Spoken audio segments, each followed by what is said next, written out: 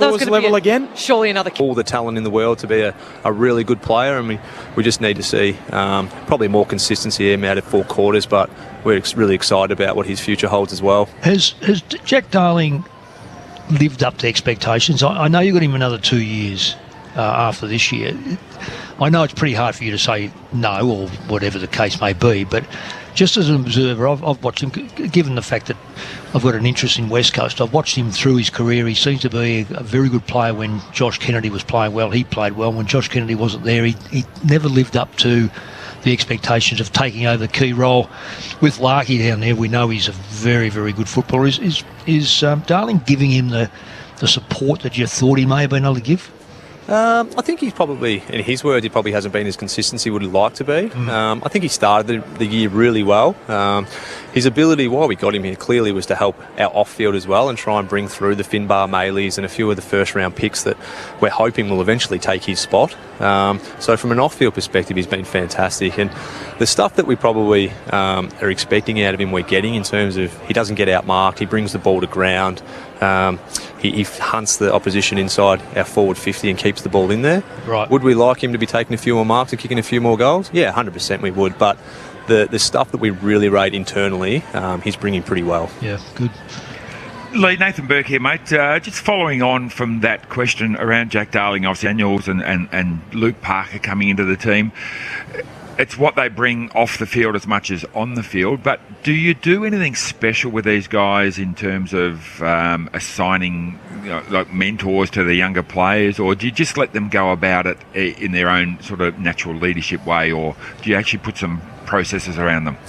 Yeah, we've let them go about a little bit themselves. And the great thing about both of those guys, and Jack as well, is their ability to not just mentor one, but plenty. And then clearly they've got some guys they do some work with that are really close in terms of the position they play. So you'll always see Luke Parker and George Wardlaw doing stuff together, and Jack Darling and Finbar Maley, and CD's been great with Riley Hardman and those guys. And so they've been fantastic in that element. But the other thing that we are getting, particularly out of those two, is some really good on-field stuff as well. And what probably we didn't think as coaches that we got out of them most is that they've come in and said 90% of your program's in really good order. And as a coach, you can tell players that have been in the club for 5, 6, 7, 8 years that haven't had many winning games, and they're not 100% sure if you're telling the truth. But when 3 premiership players come in and say, no, you guys are training really hard, you're doing a lot right, the game plan's really similar to what we've seen at really successful clubs, we just need to sharpen up fundamentals or whatever it is. That's probably been the biggest thing that these guys have been able to do, is give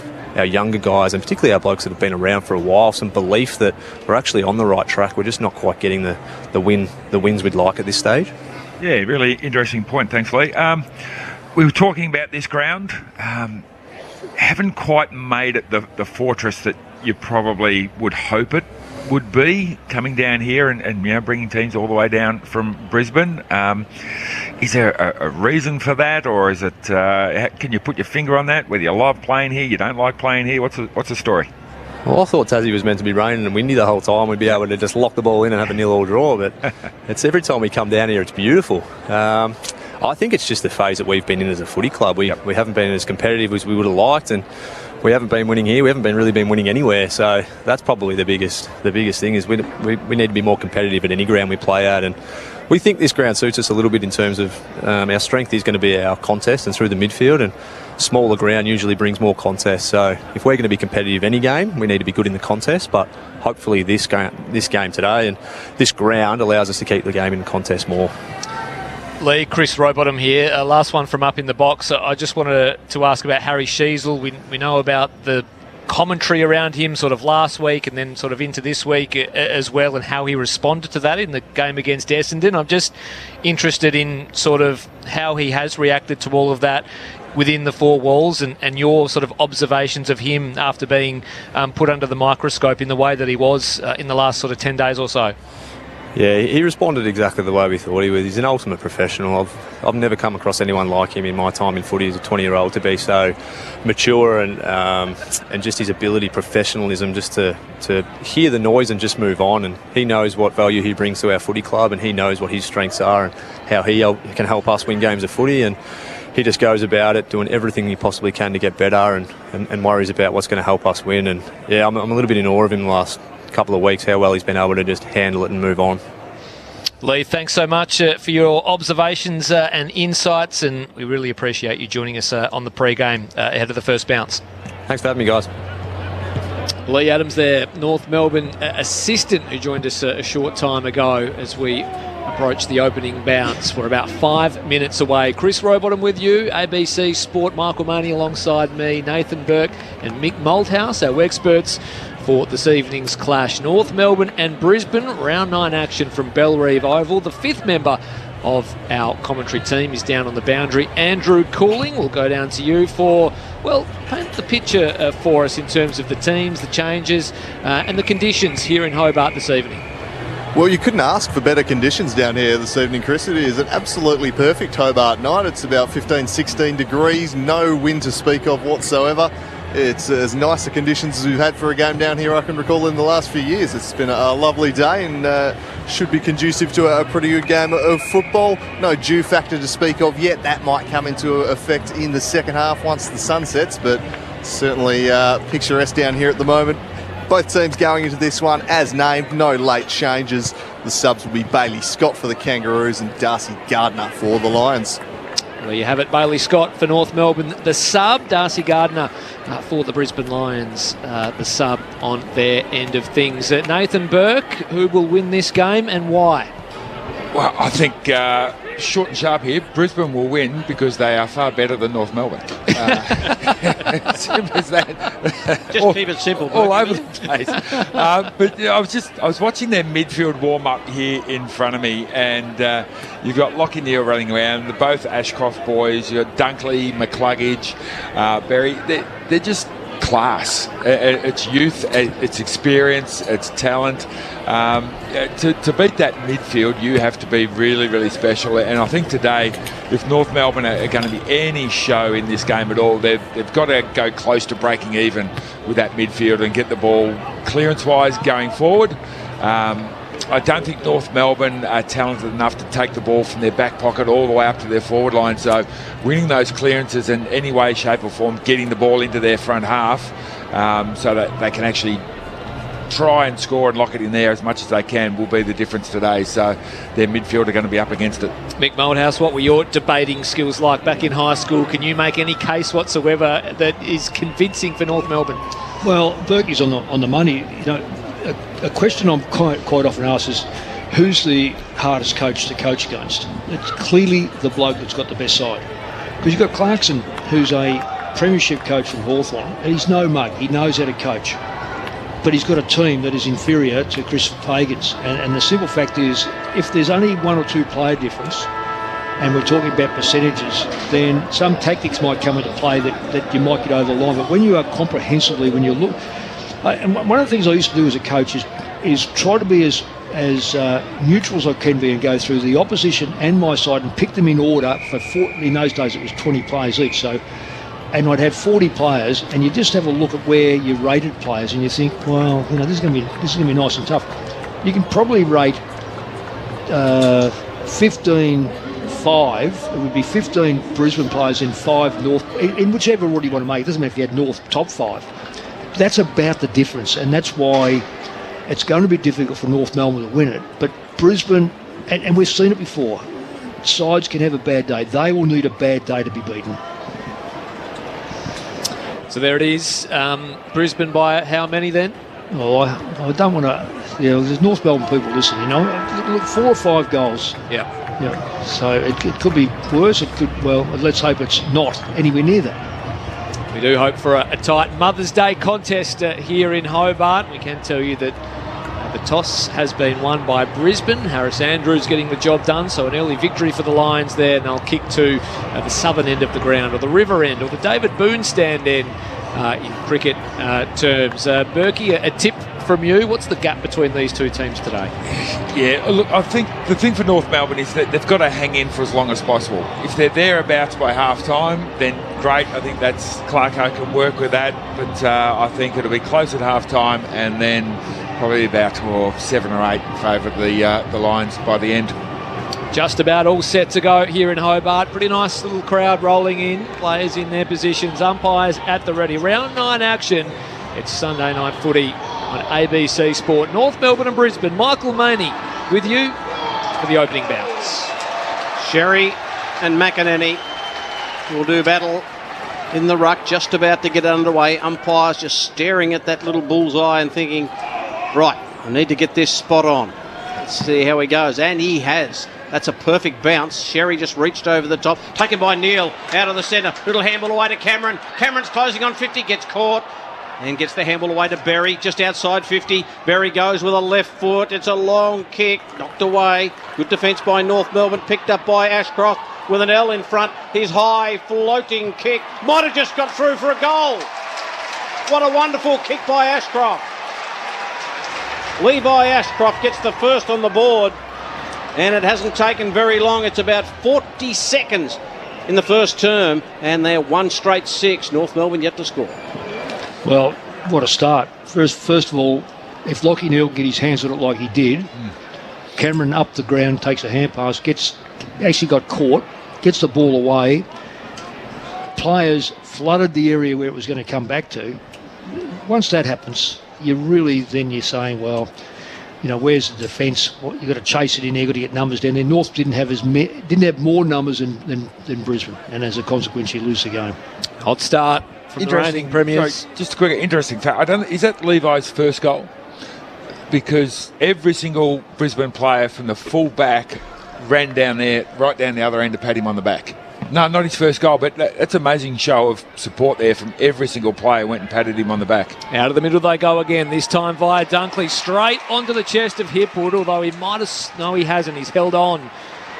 So 2 centre clearances in a row for Brisbane, and another shot on goal coming up for the Lions. This could be 2 in a minute to start things off. We mentioned clearances are going to be really important in this game because North Melbourne don't want to be building from one end of the ground to the other, and that's 2 centre clearances quite easily out of the middle and 2 shots at goal.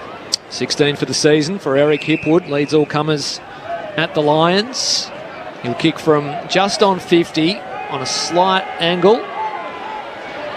Set sail with a left boot. It's just drifting across the face, misses to the right-hand side, a minor score. Brisbane 1-1-7, North Melbourne yet to score. 2.5 gone first term. Sunday footy for ABC Sport. Yeah, it's ominous already, isn't it, really? They control the ball. I'm not sure. I'm just trying to dig up some figures here, but it just doesn't look like North can get their hands on the football in the right manner. I think that's their first kick, and it's a kick out from behind. Yeah, Caleb Daniel, straight to an opposition player. Straight to Answorth. Answorth goes in low. Can't find a target core.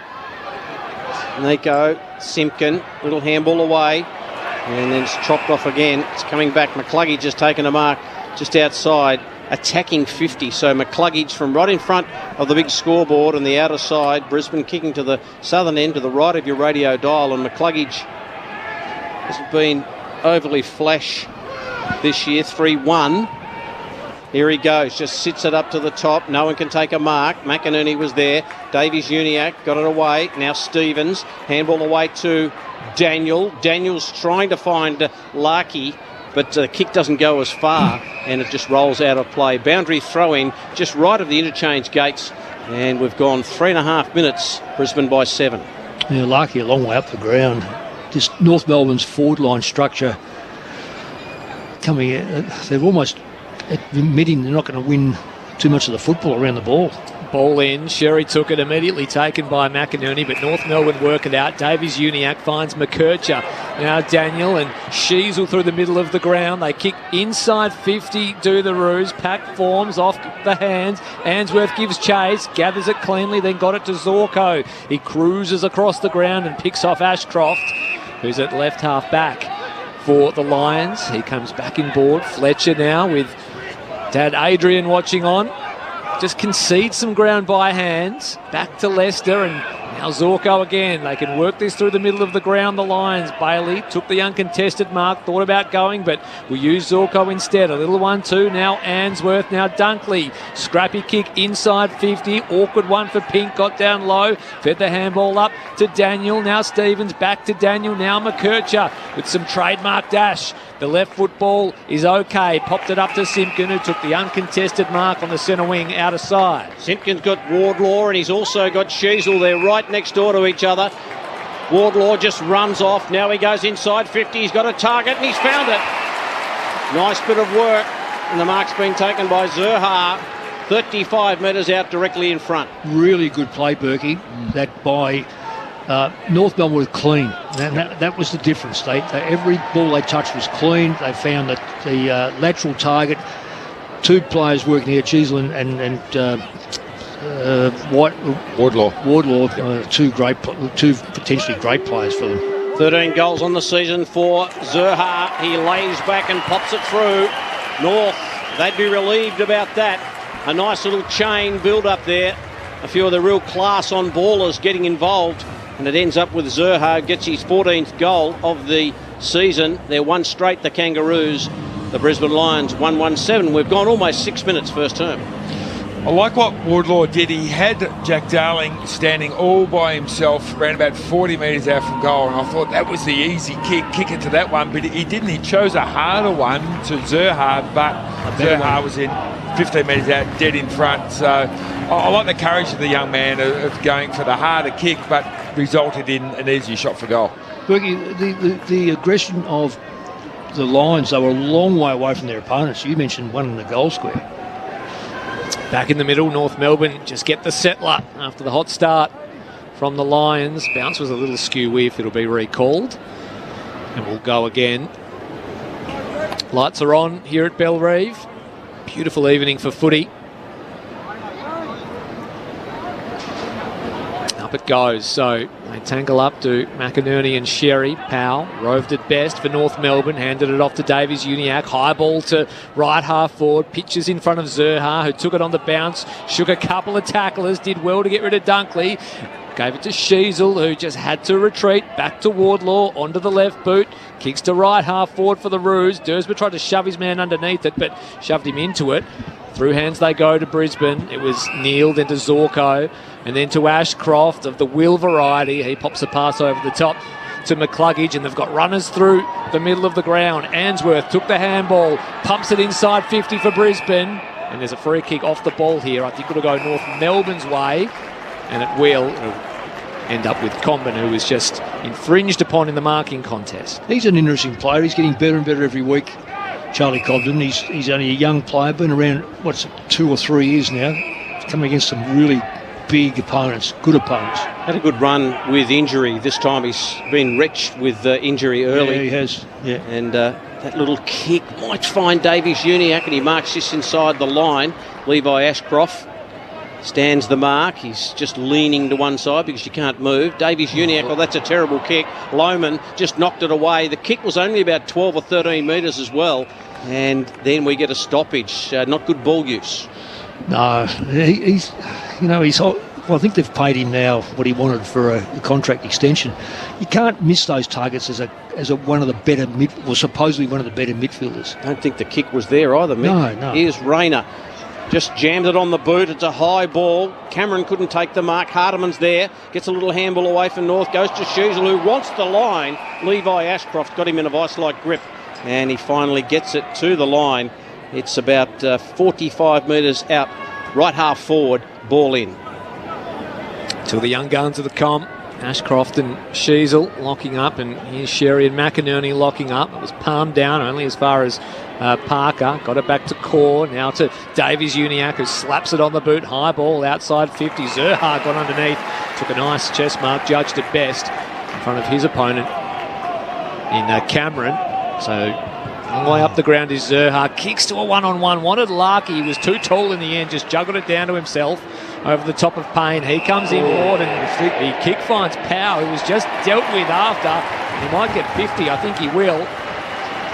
Cam Rayner just a little enthusiastic in trying to knock that away from Powell. He just stayed down momentarily, but he's going to be marched 50 metres up the ground and might have a set shot on goal. A stupid play by Rayner, coming in from behind, and it wasn't even an attempted spoil. He hip and shouldered a player in the back. The umpire has absolutely no choice but to say, rightio, that's 50 metres, and it's a decent one too. So the man on the mark is now standing 40 metres out from goal. Luke Parker, pardon me.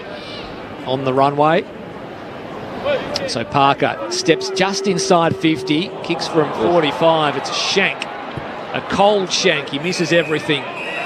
Nearly missed his boot. That's a Luke shame. Parker. Real shame that he should have. Well, he knows he wanted to make him pay for it, but it was a ridiculous play. But Parker's better player than that. That's missed 18 metres from the centre of the goal line. Brisbane switch to the outer side. Leicester has got it. Another little short hit-up kick. Wasn't 15. Bailey does a little circulation, then does another one. And then gets a left foot kick away to the wing. Up they fly. Core couldn't take it. It was good enough to get a handball to McDonald, but he missed it. A little high for him, though, taken by McCluggage. His left foot kick will be chopped off by Sherry with a sprawling mark, with McEnany a couple of metres away from him. So Sherry getting some early touches, been in good form, the big man with the helmet. You'd love him, Berkey. A little bit taller than you. Long kick to the wing. Up goes Bailey. Takes a lovely mark over O'Sullivan. So Bailey in the orange boots has got the mark centre wing outer side. I think Sherry's parking himself in that defensive half a fair bit. That's 3 times now it's been a long kick in, and he's been there to affect the kick. That's another ordinary ball, this time from Bailey. He turns it over to his opposing colours. Here's O'Sullivan. He's set upon here by McCluggage. All wrapped up. Is that reason, Berkey, you reckon that the forwards are playing so high to protect Cherry from playing back, so it enables them to have great coverage in front of the ball? Yeah, I think so. They've said to him, mate, play ruck defensive, and the forwards come up really high for that get-out kick. Rayner inside 50 here for the Lions. There's some holding on going on. It'll be a Brisbane free kick. Oh, I hate these free kicks. You got just two blokes stand there, pushing, shoving, half grabbing, not half grabbing. You can't tell. If the umpire had paid and said the ball's going the other way, no one would have known any different. No, exactly. Or just call a play on, Berkey. These days it's far too easy to get a free kick as a forward. Yeah. So it was Combat in a wrestle with Logan Morris. There was nothing in that. There is absolute... Kicks around the corner, tightish angle, but he's missing. It's to the near side, a minor score. Football gods got him. Well, it doesn't often happen, but that was... I just watched the replay. There's no free kick whatsoever in that. No. The old days used to be able to chop arms and take an ear off and everything, and that was okay. Nowadays you can't even put an arm around even if you're not holding. The short kick found Hardiman, who kicked long down the line. It's on the wing, right in front of the Ricky Ponting stand, and it'll be a boundary throw-in. Ball was off hands, so they regather again. So Darcy Fort in the ruck up against Jack Darling, so both rucks taking a breather. Up it goes. Fort just reaches down, taken by Parker, and away to Stevens by hand to Wardlaw, who spears into the centre of the ground and finds Dersmer. I love the way this bloke moves. He's got some class, but he just needs to be a bit more consistent. Here he goes with a little chipping ball to a 3-on-1, to be honest. It's picked up by Fort, and then Fort just turns it over. Stevens, a little short kick is a good one, and finds Constanti. So Constanti's about right on the paint, and he's going back and looking at a shot. He's kicked a few goals this year, Constanti. 5 goals, 5. So he's running at 50-50. No breeze. He's going to wind it up, runs around, gets a piece of it, but he's hooked it badly. It's going to be out on the full, I think. Out on the full, so another opportunity missed by the Kangaroos. Just the way he played that and showed that kick. He can't kick 50 metres, so that was a wasted kick. He should have used a short pass. It was a 20-metre short pass on initially. He should have used it because clearly that's beyond him, that distance. Payne restarts things, kicks to a pack on the near side. Brisbane with the numbers though, they work it out. Fletcher to Ashcroft, a late hit there on. No, that there was a total accident. Yeah. Both players, they stepped in front of each other. They've come from nowhere.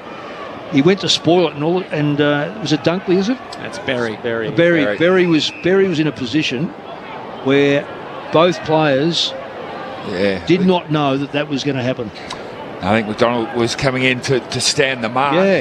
Or to spoil, and Berry just turned around and they run into each other. Yep. Yeah. So both players being taken from the ground. Berry looking to have come off second best in that contest, or that sort of clash. I think McDonald's got the cut on his head, but Berry looks a bit more shaken. They both got right at the eye, both at eye level. So in the corner of their eye. Levi Ashcroft is going to end up with the footy right half back for Brisbane. Subs made, play back underway. Kicks to right half forward. That flies and able to drag it down. There's Darling at the front for North Melbourne. It spills out the back to Daniel, who just retreats to Comben. They work it by hand. Core back to Sheasel, who just throws it on the boot. Dumps it beyond defensive 50. Darling direction. Couldn't get to it. Ashcroft now shares it with Rayner. Piercing ball inside 50. Over the back, Lohman took it with the one hand. Carved a path, went inside, outside, and missed the shot on goal. A minor score. 1-3-9 go the Lions. One straight 6 North Melbourne. They lead by 3 points. As Jared Berry and Luke McDonald get some running repairs on the sidelines. It was a big hit. Both, you just imagine where we are, you could hear the two, the heads come together. So it was not good for either player. I was wondering whether they'll do those tests on both of them. Daniel plays on from fullback, kicks to a pack situation. Harris Andrews has drifted all the way down to contest that footy. Couldn't mark it, and he jogs back. Dane Zorko back on the field after a break. Darling in the ruck with Fort. Little kick smothered by Will Ashcroft. Quick hands by the Kangas. Luke Parker's taken to ground. It'll be another ball up. So just a little lull in proceedings here. Brisbane off to a real flyer, but North have hung in there in this first quarter.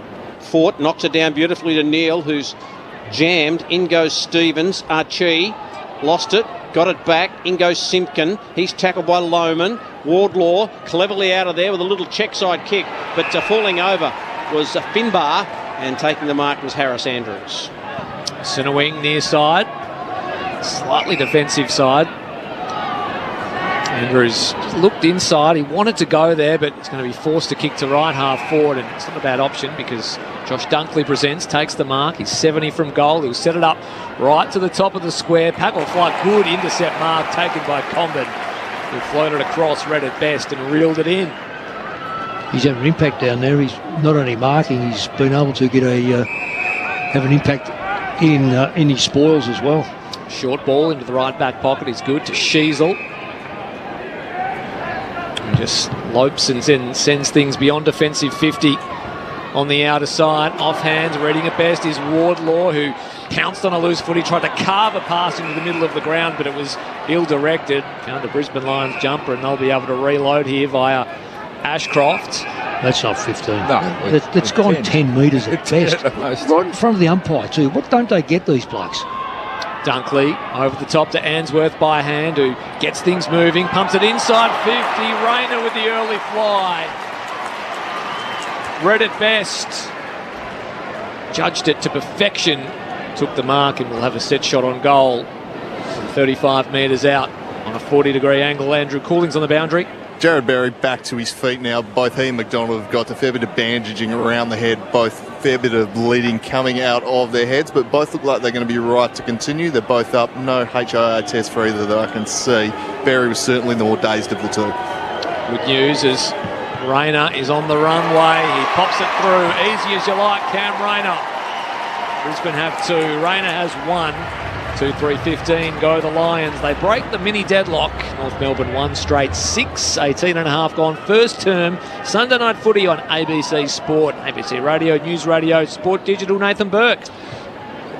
One thing that Kangaroos are doing is that they're forcing Brisbane to just kick the ball long and bomb the ball inside their forward 50. And Common's taken a couple of marks. I think Sherry got a free kick. And so they've defended that really, really well. But it took something special from Rayner there to actually just get up and unimpeded run into the contest, which is the thing that Clarko won't be happy with. You know that Cam Rayner has that ability to do that, so you block his run. But it took something special from Rayner there. But I think Clarko will be happy if the way Brisbane enter the inside 50 is just that long bomb continuously.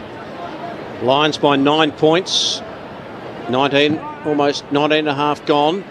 Bounce from the umpire, just hit a bit of turf. Sherry just tracked it. Parker, handball over the top, was looping to Daniel. He's got to feed it back to Core. So Core runs through the centre of the ground now, goes out wide. Maley's his target. He's good above his head, got his fingertips on it.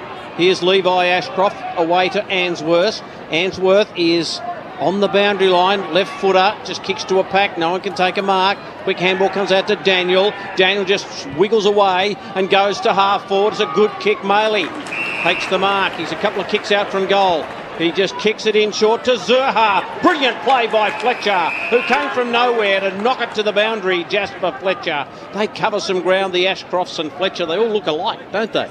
And it's out of bounds. Yeah, it wasn't a great kick by Marley there. He had Larky back in the square. It was pretty much a one-on-one back there. You've got to give him that opportunity. Inside forward 50 for North Melbourne. Ball in. Sherry and McInerney, who reaches over the top. McKercher sharked it.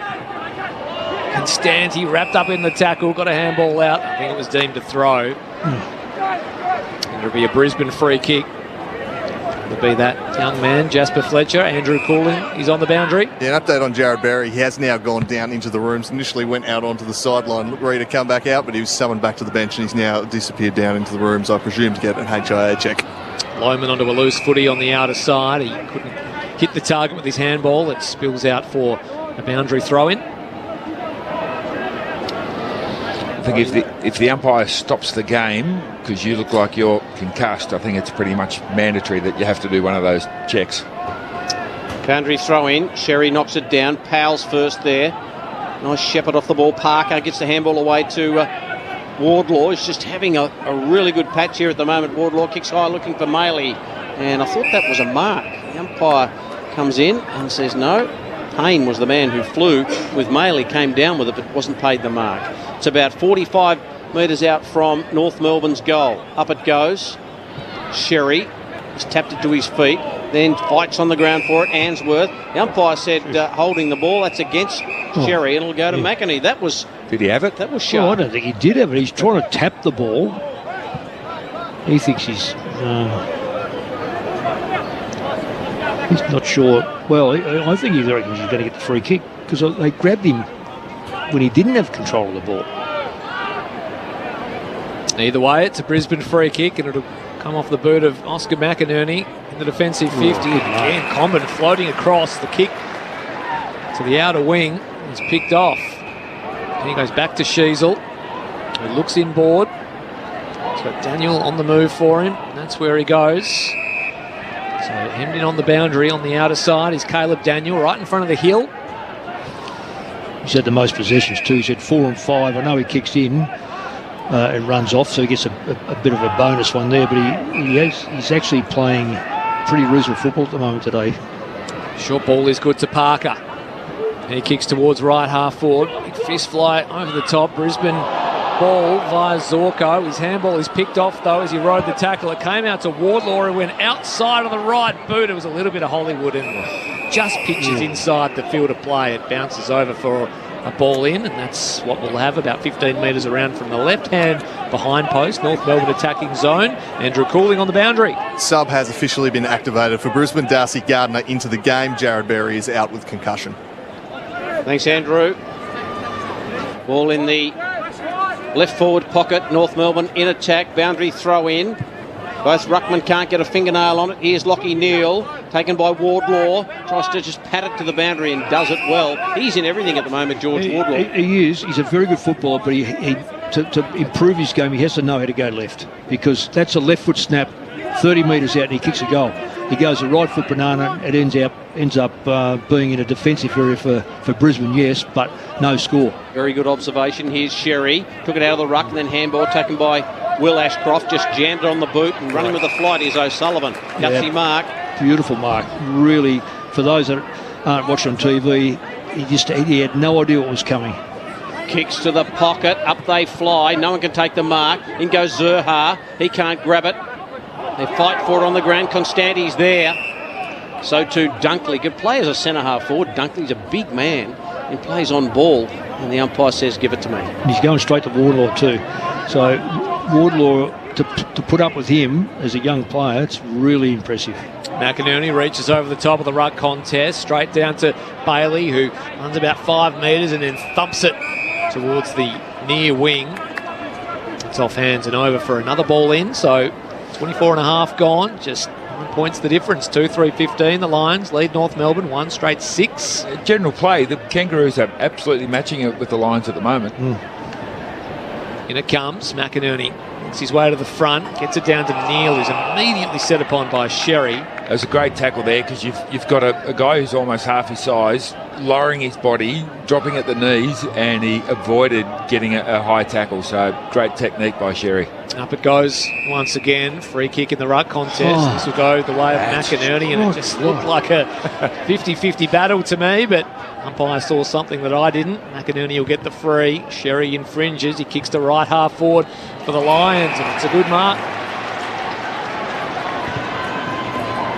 Kick inside 50 now for the Lions, off the hands of Hipwood, came down to McCluggage. Shark now by Sheasel. His kick to Davies Uniacke, a little misdirected. Constanti there to mop things up. He'll cut inside, go by hand. Here's McKercher. Gets onto the left boot after cutting himself a path. Having to be brave was Maley. Got a hand in somehow. Paints there for the Lions.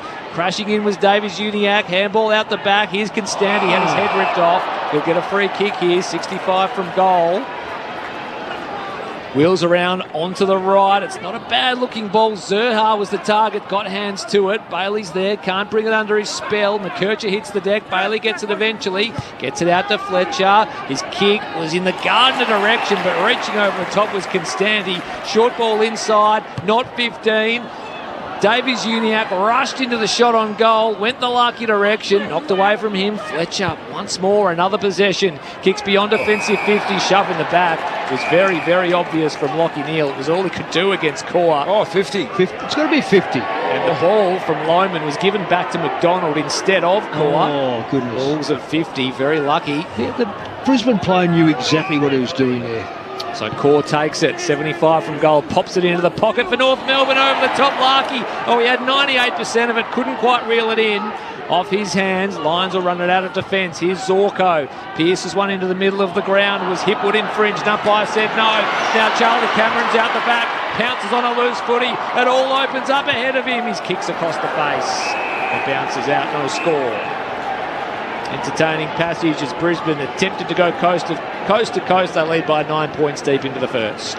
Just wasting some inside 50s, North Melbourne. They're getting some good looks. They've kicked 2 out of bounds on the full. Another one bounced on the line, almost out of bounds on the full. They're persisting in going into the pockets, but not really making the most of their great work through the middle of the ground.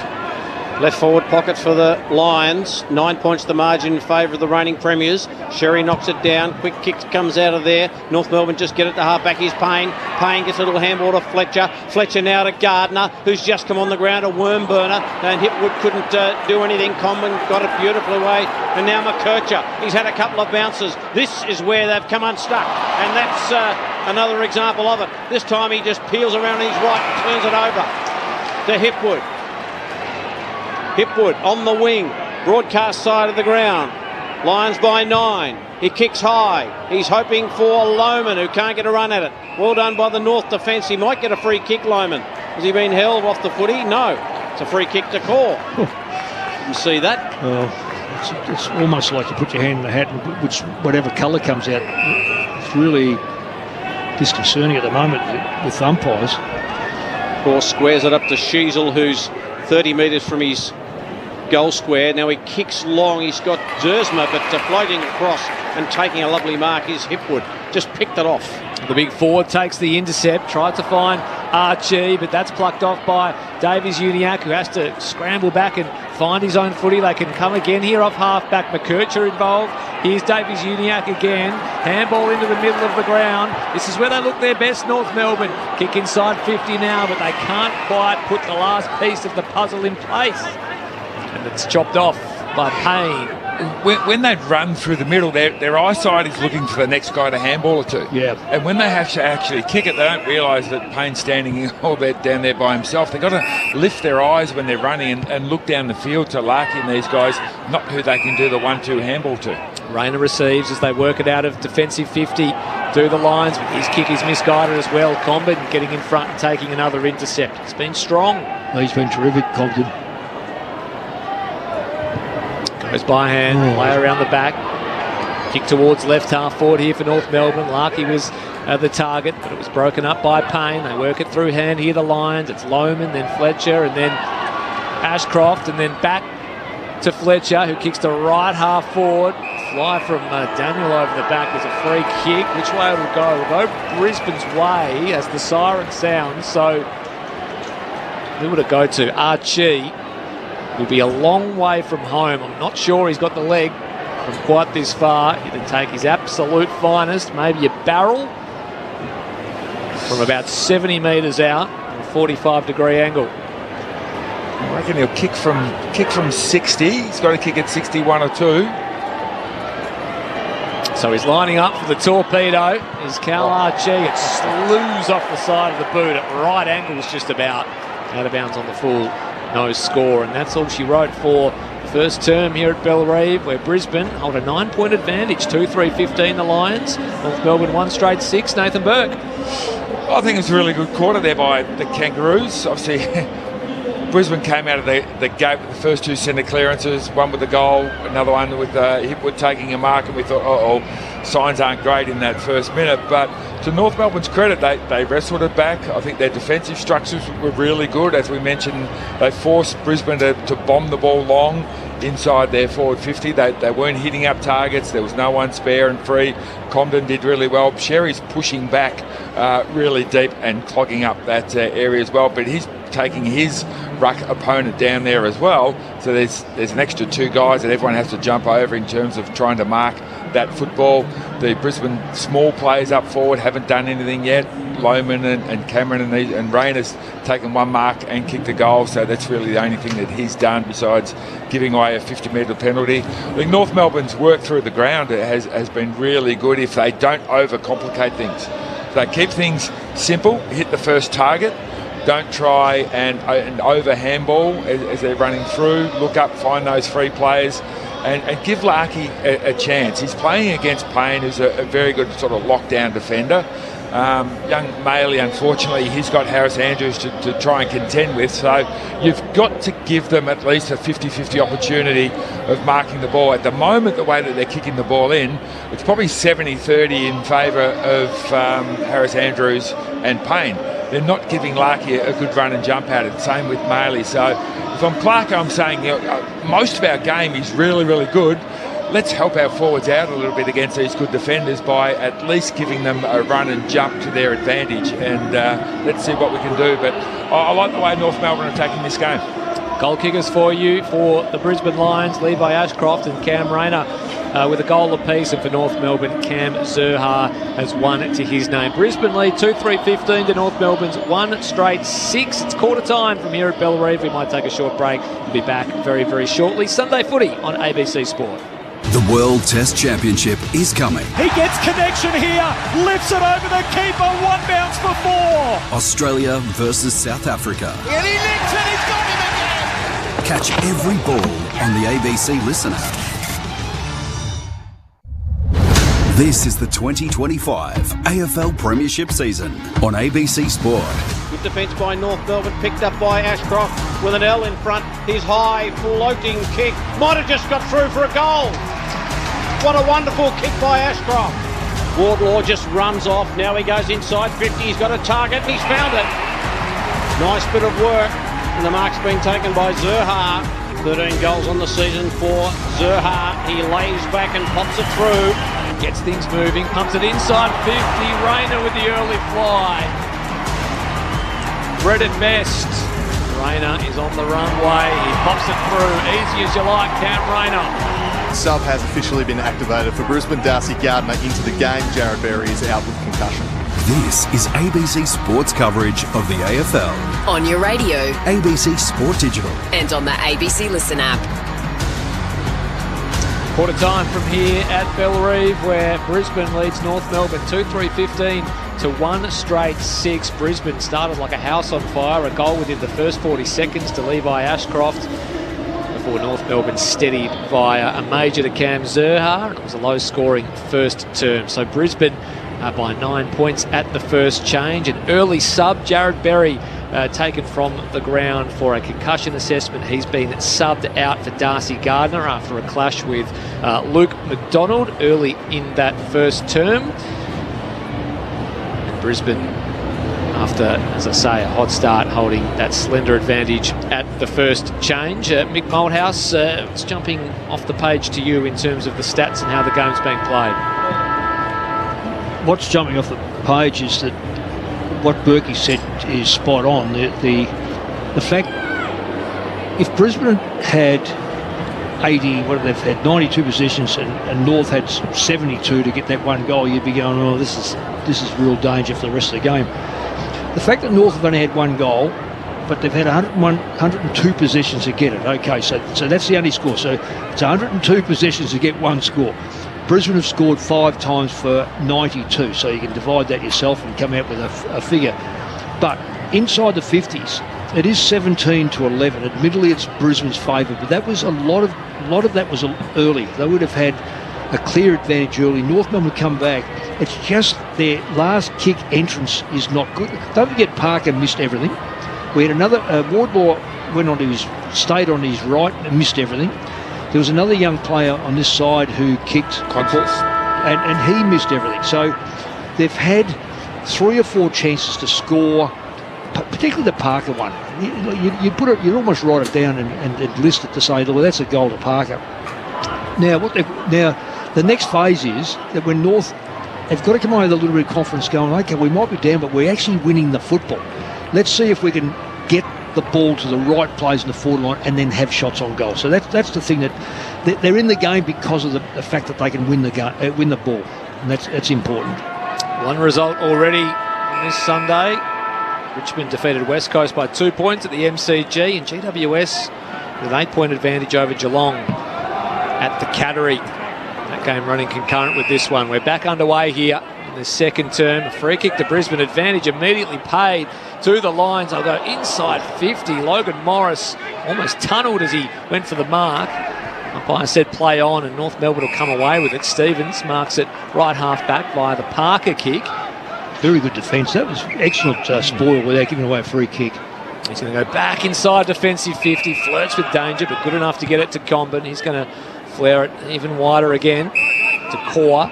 He marks on his chest in the left back pocket for the Roos and pokes it outside defensive 50, where Luke Davies-Uniacke takes the uncontested mark. So at left half back here, the Roos kicks toward the outer wing, able to hit the target in Constandy, and Dunkley able to bring it under his spell, rolls it out for a ball in right in front of the hill. Centre wing outer side, 1 minute gone, second term. Sunday footy on ABC Sport. Boundary throw in, outer side. Sherry got front position. McInerney reached over the top, and that's a fair effort. Here's Dersma, gets a bouncing chaos ball. Taken nicely by Answorth. Gets on the left boot. That's kick is chopped off. Handball over the top. Here's McKercher. McKercher sizes it up and goes long and kicks a goal. The Tasmanian gets on the board. The Kangas have got a couple. 2 straight. The Lions 2-3-15. Bit of a turnover there, and gee, the Lions don't make many mistakes there, but they did then. Well, he got smothered. Did he get smothered? It looked like he just didn't have the right leg. He's gone the leg that he. So he clearly can't kick under pressure with his non-preferred, and gave the ball up. Good pressure by North Melbourne, though. That's outstanding. And he could have given it off to 2 or 3 players. Well done by Larkey. He's a goal-kicking player, Larkey, and he's still willing to give the ball off. Fantastic by North. Really great pressure. Launceston born and bred, Colby McKercher, high draft pick for North Melbourne, shown signs in his early career. Maybe not the heights of last year this year, but gets on the board in his home state. Back in the middle we go. Bounce was a little awry, but umpire said play on. Neil claimed it. Parker claimed him. Here's McKercher again. Swooping on a loose ball. Deep to the goal square. Zerha first to arrive off the fist. Here's Stevens now, receives the handball outside 50, kicks to the top of the square. Wardlaw with the fly, couldn't quite reel it in. He went Karate Kid style into, I think it was McCluggage getting up off the turf. Got the knee into the back of the head. Some elevation, but couldn't quite complete the landing. Here's Zerha, Wardlaw again. Right foot snap round the body. He makes amends. Wonderful finish from Wardlaw, who kicks a very impressive major. 2 in a minute to North Melbourne, who take the lead. 3 straight 18, the Roos. Brisbane 2-3-15. 3.5 gone second term. Sunday footy. ABC Sport, Mick Malthouse. Oh, I just love the way this... I've watched him come back. He missed most of the first part of the season. He come back in from a hamstring, battled his guts out a couple of weeks ago, and all I've seen so far is he wears his heart on his sleeve. You know he's going to give a contest. You know he's going to be where the ball is, and his right foot is fine. It's well deserved, really well deserved. Kangas haven't led the contest until now. 3 straight 18, 2-3-15 Brisbane. Off the back of Wardlaw and McKercher goals. Back in the middle. Sherry tries to get in. Neal, taken by Wardlaw. A little handball over the top to Davies-Uniacke. They're running again. Stevens wants his left. Tries to get around. Does get a handball to Sheasel. Now to McKercher. She's playing some sort of a second term. Early kicks it long. Zerha just buffeted out of it.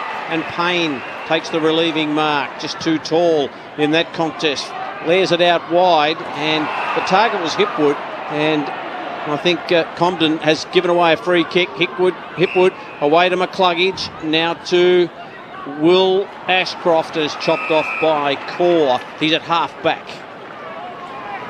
So Core runs his full measure and then pumps it to left half forward for North Melbourne. Hipwood getting back, couldn't quite reel in the chest mark. Now he's fighting for it at hands and knees. He scoops it behind him towards the boundary line. This one throw it in. He clearly wanted the boundary line, paddled it. Under his legs. No, I know. Tunnelboard it straight out of bounds. That's obvious one. They pay some weird ones. Oh, goodness gracious me. All in, right in front of the scoreboard. Left half forward, outer side. McInerney couldn't take it cleanly. Got it up to Dunkley, then McCluggage, who fed out the handball. Here's Wilmot on the outside, who pierces a ball up the line. It's a nice one too to Cameron, who marks on his chest. It's too far out to score. What's he done here, Charlie Cameron? Has he played on outside the line? Yep. Certainly did. There's an error. So this will be another ball in. Charlie Cameron took the mark and then played on when he was outside the field of play. So this will be heaved in by the umpire. Sherry, front spot. On the throat of, I think it was McCluggage, who was immediately taken to ground by Luke Davies-Uniacke. Another stoppage. We're at right half forward here for the Brisbane Lions. North Melbourne lead this one by 3 points. McInerney reaches over the top, can't quite feed out a handball. Parker applies a tackle on this occasion. All wrapped up once more. Just doing a super job defending North Melbourne. When the Lions do get a clearance, they can't link and chain 3-4 possessions in a row. 2 goals to zip by the Kangaroos from the stoppage. Dersma gets it back to Sherry. Sherry looks downfield. What's he got? He's hoping for Larkey, but Payne, his second defensive intercept mark. Now away. He goes to Lester. Lester goes short. Still at half back to Gardner. Back to Lester, who kept on running. His little short chipping ball's okay. A little handball by Dunkley. Now away goes Zorko, and he finds Lohman. Right half forward. 45 metres out from goal. Kai Lohman hasn't kicked a goal this year. He's only played, I think this is his 3rd game. He's been on the injured list. But Kai Lohman, we know how good he is. He'll line them up for the Lions to regain the lead. Lohman sits it up. It's a good-looking kick. It's hit the post. Just a little bit to the left. A behind. So 3 straight 18, the Kangaroos. 2-4-16, Brisbane. Yeah, it was another long kick forward by Sherry, I think it was this time, to Larkey and his opponent. And again, it favoured his opponent. Just made it too hard for Larkey to get into the game. Sheasel out of full-back, runs his full measure, then thumps it just in front of the wing, near side. McKercher off hands, couldn't claim it. They work it through hands here to the Lions. Levi Ashcroft, short ball, composed and good, finds Zorko, defensive side of the near wing. Zorko just directs a little bit of traffic and then he's going to cut inboard eventually to Lockie Neal. He takes the 16-metre pass, and he's going to go back to where it came and use Harris Andrews. He's pushed up the ground a little bit. Again, good defence by North Melbourne. All they can do is go sideways. Here's Will Ashcroft, who pops it over the top now to Wilmot. He's going to spy something on the far side of the ground. Ball is okay to Fletcher. They're just building here, Brisbane, working their way through it. Handball to Leicester. Wilmot kept on running. He has it again, and inside forward 50 they go. McInerney set himself. Over the side was Hipwood. Couldn't take the mark. Comben just juggled it to himself. Had to slap it on the boot. Darling, maybe his first touch. Mowed down. Handballed it out in front of Davies-Uniacke. And there's a chance here for the Roos to get it and go. Simpkin back to Davies-Uniacke. Straddles the boundary. Can kick inside 50. Zerha was the target. But that was such a good mark coming over the top from Harris Andrews. I'll just jump in there and just say, Larkey was by himself 30 metres in front, and they ignored him and took another bounce. That's why the ball is now in Brisbane's hands. And Bailey is the man to kick it inside, almost inside 50. McCluggey to the handball over the top, looking for Morris. Morris's handball over the top. McInerney back to Will Ashcroft, who finds Hipwood, who marks in the 10-metre square, and they've taken it from half-back through the Harris Andrews mark, and they'll take it the length of the ground, and Hipwood could have to fall over to miss this, and he goes back and kicks the goal, and the Lions regain the lead. They're 3-4-22. The Kangaroos 3 straight 18 on 9.5, but he kicked it to Zerha v Harris Andrews, and he kicked it high in the air, and who's going to win that battle? Well, the difference between the two sides taking the ball from one end to the other was that Brisbane found the right target and used the right target. They had other options, but they used the right one. North Melbourne, right in front of us, did everything right up until Larkey by himself, probably about 50 metres out, was totally ignored. He was 20 metres off his opponent, but they went the extra bounce or extra run. Larkey is then covered, and the ball gets retreated back here. It's the difference between knowing what to do and knowing what you should know. North Melbourne just let themselves down then. Second lead change for the quarter as Brisbane restores order and goes back up by 4 points. Slammed into the middle by the umpire. McCluggage just lost his footing. Lohman came on through. Ashcroft was there as well. Dunkley applies a tackle. Wardlaw fighting hard at ground level. Tried to work out a handball somehow, but was unable to do so. The stoppage inside the centre square. 3-4-22 the Lions. North Melbourne 3 straight. From the ruck contest, Parker was flashing through. His kick was smothered. Out to Ashcroft. Neat ball to half forward. Archie on the charge. Knocked away by Core. Arriving there first was O'Sullivan. Couldn't get a handball away. Brisbane wanted holding the ball as Lohman arrived, applied the tackle. Umpire said no prior opportunity. I'll have it again, thank you. By the way, Core just doesn't give up on a spoil. A lot of players just trail in behind and don't spoil, but he never does. Will Ashcroft fed out a really clean handball to Zorko, who got Brisbane inside 50, and here's Hipwood. Extended the jukes and got it to stick in front of Toby Pink. And he'll have a set shot on goal. 2 in a row, the prospect for him, as he kicks from 45 out on a 45-degree angle. Yeah, Toby Pink's an interesting player. I'll just look at his size. I just reckon he lacks a couple of inches, and then he just didn't body Hipwood. You've got to get him under the football if the bloke's taller than you. 17 for the season, Eric Hipwood. Can make it number 18 with a successful conversion here. He crosses the paint of 50, deliberate approach, strokes it towards goal and gets it. Eric Hipwood, back-to-back majors. As Brisbane just stretched the margin back out to 10. 4-4-28 the Lions. North Melbourne 3 straight 18. 12.5 gone second term. Sunday footy on ABC Sport, ABC Radio, News Radio, Sport Digital, and streaming on the ABC Listen app. Nathan Burke. Just interesting, the small things in a game of football. Yeah, that was a contested mark, went back and had a goal, but every single goal that's been kicked by a Brisbane player, pretty much the whole team, even right from the other end of the ground, have come down and patted that person on the back. It's just a concerted effort to keep the enthusiasm up, to reward your teammates who do something good. Yeah, Harris Andrews has ran from fullback, the goal square every single time. It's interesting to watch. 4-4-28 Brisbane, 3 straight 18 North Melbourne, 13 minutes gone. Back in the centre, Fort and Darling. Fort knocked it down. Will Ashcroft can't get it through. Little quick kick out of the clearance. It goes inside 50 for Brisbane. Just hovering over it was McDonald. Got a handball away. Sheasel spreads it out to Stevens, or that's Constanti.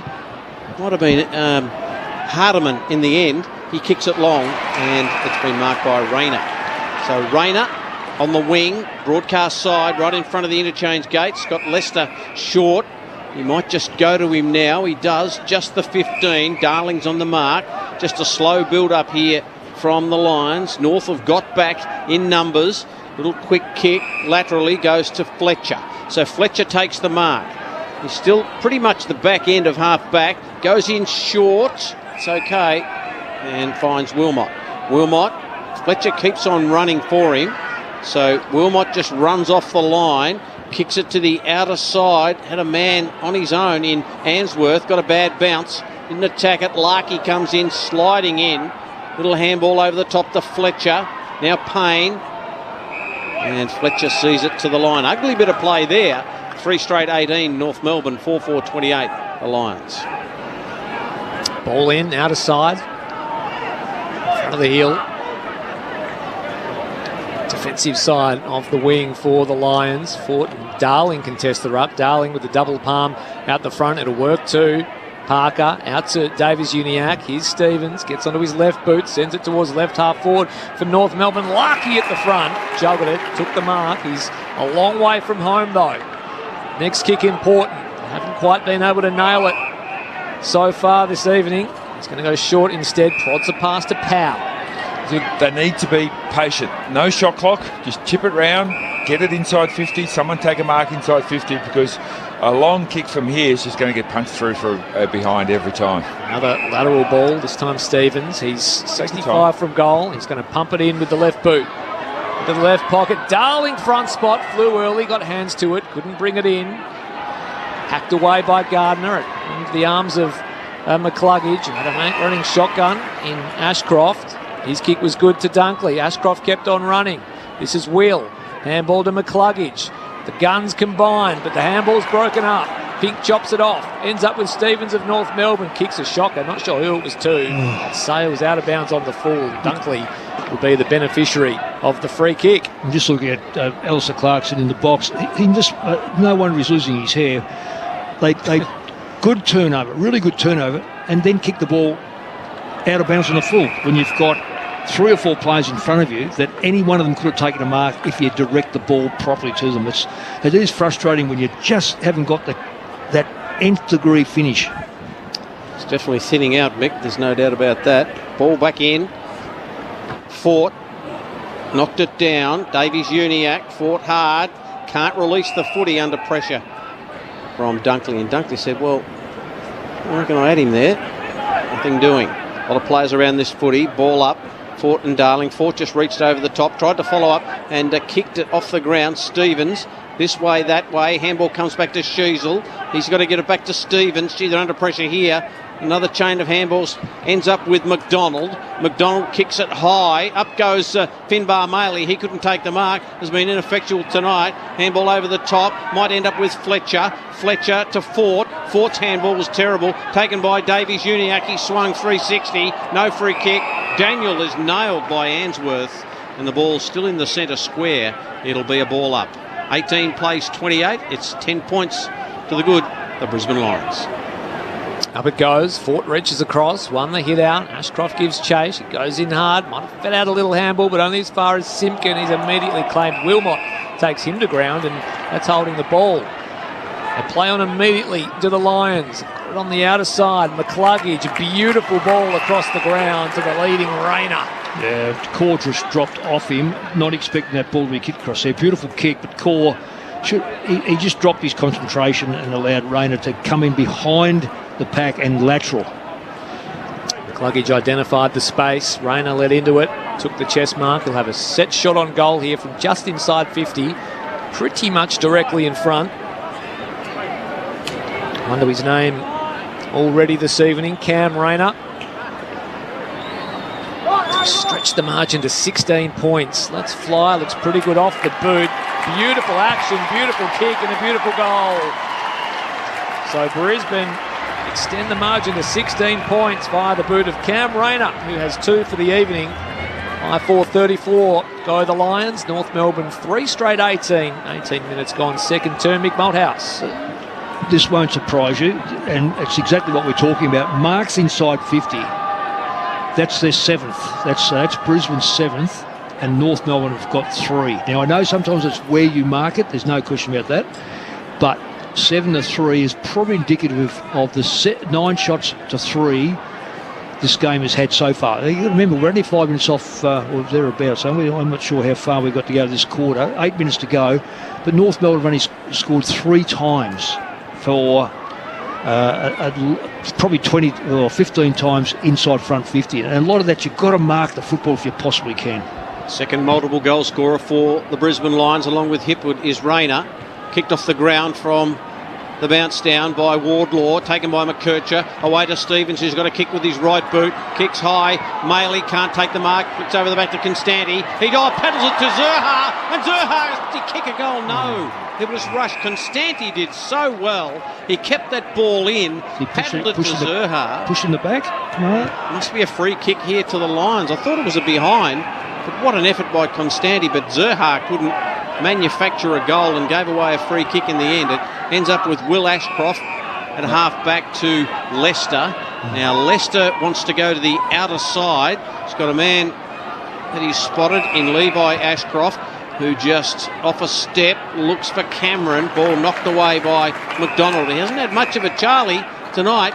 He's been well held, and the ball's out of bounds on the outer side wing. It is 3-1-19. The Kangas to the Brisbane Lions, 5-4-34. Well done by McDonald. Very disciplined player. Didn't attempt to mark it, just smashed it out. Wilmot set upon off the ruck stoppage. A mob of players bring him to ground. Underestimated player, McDonald. He plays really regularly under duress with who he plays on. It's always a taller player, but he just manages to hold his ground. Wilmot out of the congestion, flying through with the karate kick was Cam Rayner, and it might be the perfect assist. Archie ran onto it. He was hassled by Hardiman. Lohman lends a hand, but they force it over the boundary line. Gee, that was spectacular from Rayner, flashing through, just thumped the boot into it. Gained about 45 metres and almost set up an incredible goal. Great defending by Hardiman too. Fantastic. He's running inside 50. He's got Archie and who's the other one? Cameron there. It's 1 against 2, and he forces the ball over the boundary line. Stoppage inside forward 50 for the Lions. Fort gains possession, but Sherry's all over him, takes him to ground. 30 metres out from Brisbane's goal. Fort wins the hit out. Massive bodies, trying to win a clean possession. Down low was Stevens, managed to feed it up to Sherry, but he was immediately claimed. Rayner's in there, Fort finds some time and space, out of the congestion, the handball was missed, but Wardlaw flashing through, pounced on a loose footy, then just had to thump it on his boot beyond defensive 50, nobody home for the Roos. Jack Payne gets back, takes the mark for Brisbane, kicks a little sloppy to Leicester, but he's got enough time to work with on the last line of defence, comes across the ground to Fletcher, and he's got Cameron on a very long lead. Marks on centre wing, near side. He's going to go back into his defensive half where Leicester awaits, and he'll go all the way out to the other side of the ground where Levi Ashcroft takes the uncontested mark. Ashcroft's here, Ashcroft's there, Ashcroft's everywhere. It's crazy stuff. So Levi, outer side wing, just throws a long high ball. Comben comes from behind and takes the mark. Boy, he's playing a game. They'd be lost without him down back with his aerial skills, punching or marking. He's got it at half back, outer side. Charlie Comben goes long, up they fly. Maley couldn't take the mark. Zurha on the ground, beautifully done to Darling. Darling shrugs a tackle. Finbar Maley, another little handball just to the bootlaces of a teammate. Will Ashcroft shares it with Levi Ashcroft, who kicks it high. Up they fly, a little bit early. Garbage. Yeah, a little bit of tunnelling, so they say. But here it goes. Advantage rule is paid, and Kalarchi will kick the goal. So Pink apparently got the bodywork in, gave away the free kick, and Archie kicks Brisbane 6. They're 6-4-40 to the Kangaroos 3-1-19. Archie, his first for the evening.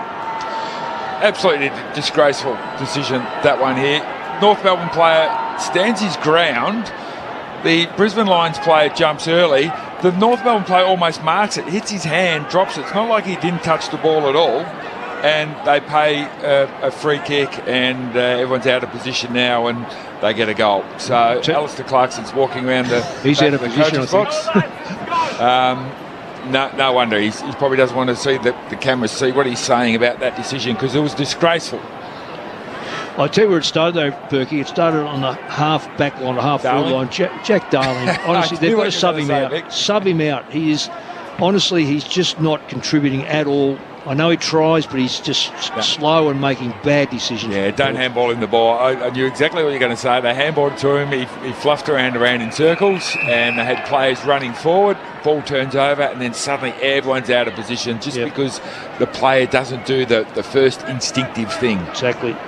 Brisbane won possession out of the middle, and the Wilmot kick went wide and out of bounds, so a ball in. At right half forward for the Lions, who've kicked the last 4 in this game now. Parker might have just been held off, and umpire said no. A little kick out of the congestion came to McDonald, who fed it up to Davies Uniacke. He kicks it to half forward. Constantin got back on hand. Stewart, he had a large bite of it.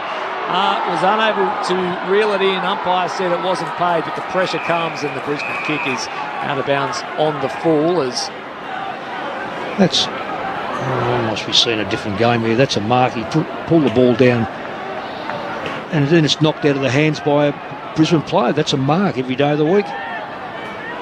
Ainsworth was the player who missed the target, so Caleb Daniel to bring things back in. Kicks North Melbourne to left half forward, over the top. Zerha couldn't bring down the mark. It came to Neil. His handball was good. He'll get it back here too, Will Neil. 1-2. He's got a man in Ashcroft on the outside. This is Will. Kicks towards half forward. Fought over the back.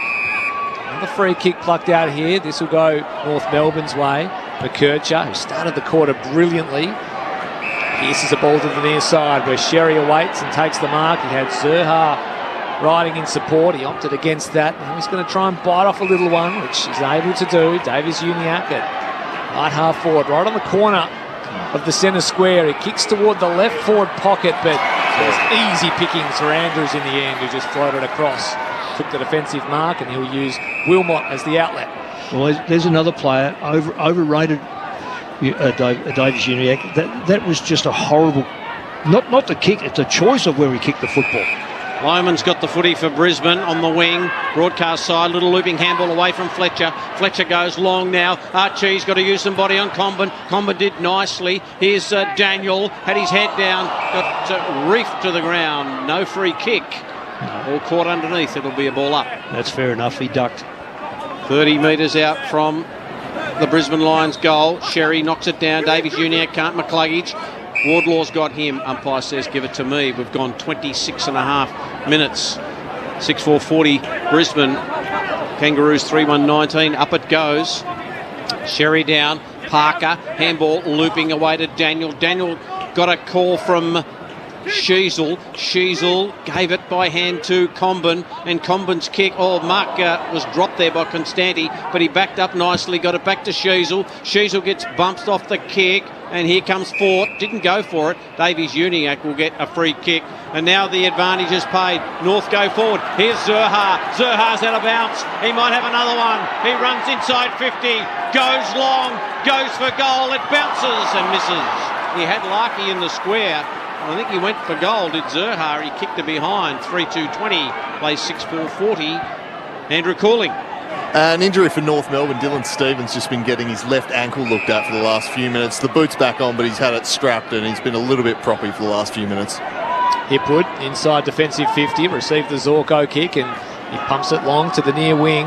Pack forms, Sherry at the front, riding the bump really well was Morris, who got it to McCluggage. He was tackled, it spilled free. Roos fans wanted ball. Now Wardlaw's in a spot of bother. He couldn't quite shake the tackler in Ainsworth. We put him on the deck, and umpire arrived to call the stoppage. Threw it up, Fort and Sherry contest. Fort won it down. McCluggage on hands and knees, flying through. Might have been Sheasel. Now McKercher lends a hand. It's all wrapped up once again. Right half forward here for North Melbourne. They kicked the first 2 of the term via Wardlaw and McKercher. Haven't added a major since. Out of the congestion, Davies Uniacke only as far as Dunkley. Now Answorth just spies a little gap out of the corner of his eye and is good enough to kick to a one-on-one. Morris and Pink. Morris thought he claimed the mark. It was juggled on the second attempt, but Pink got a fist in and the umpire wasn't fooled. All wrapped up. Another ball up right in front of the interchange benches. Sherry decisively wins the tap into the path of Davies Uniacke, who's taken high. He gets a free kick to the dislike of the Brisbane Lions faithful. If he took off now, ran laterally, he's got a player very wide. Chooses not to. Kicks long to a pack. Payne and Harris Andrews have been picking them off down there. Here's Larky, runs onto it, just slides down, didn't keep his feet. Harris Andrews got it away to Payne from Neal. Now to Fort. Fort just threw it on the boot, didn't look. Bouncing ball, Comben, terrific stuff. Got it to Hardiman by hand. Hardiman goes out wide. He's a man in space in Dersma. And in fact, it's Constanti. Constanti takes the mark. Now away to Zurha. Zurha goes with a real wobbly old thing off the instep, a real mung, and it rolls out of play. Boundary throw in. 3-2-20 North Melbourne. The Brisbane Lions 6-4-40. And I guess if you asked Alistair Clarkson if we're 20 points down at half time, we're still in it, he'd take it. Well, the use of the football, murdering the football, they'd be up for murder. Free kick will go the way of the Brisbane Lions under the ruck contest. Darcy Fort adjudged to have been blocked. So he has the free side defensive 50. Out to Answorth, who takes the mark. Gains 10 metres and then thumps it up toward the outer wing. Off hands of Comben. At the back was Hardiman. Ripped off his handball. It eludes Toby Pink and spills over for another ball in.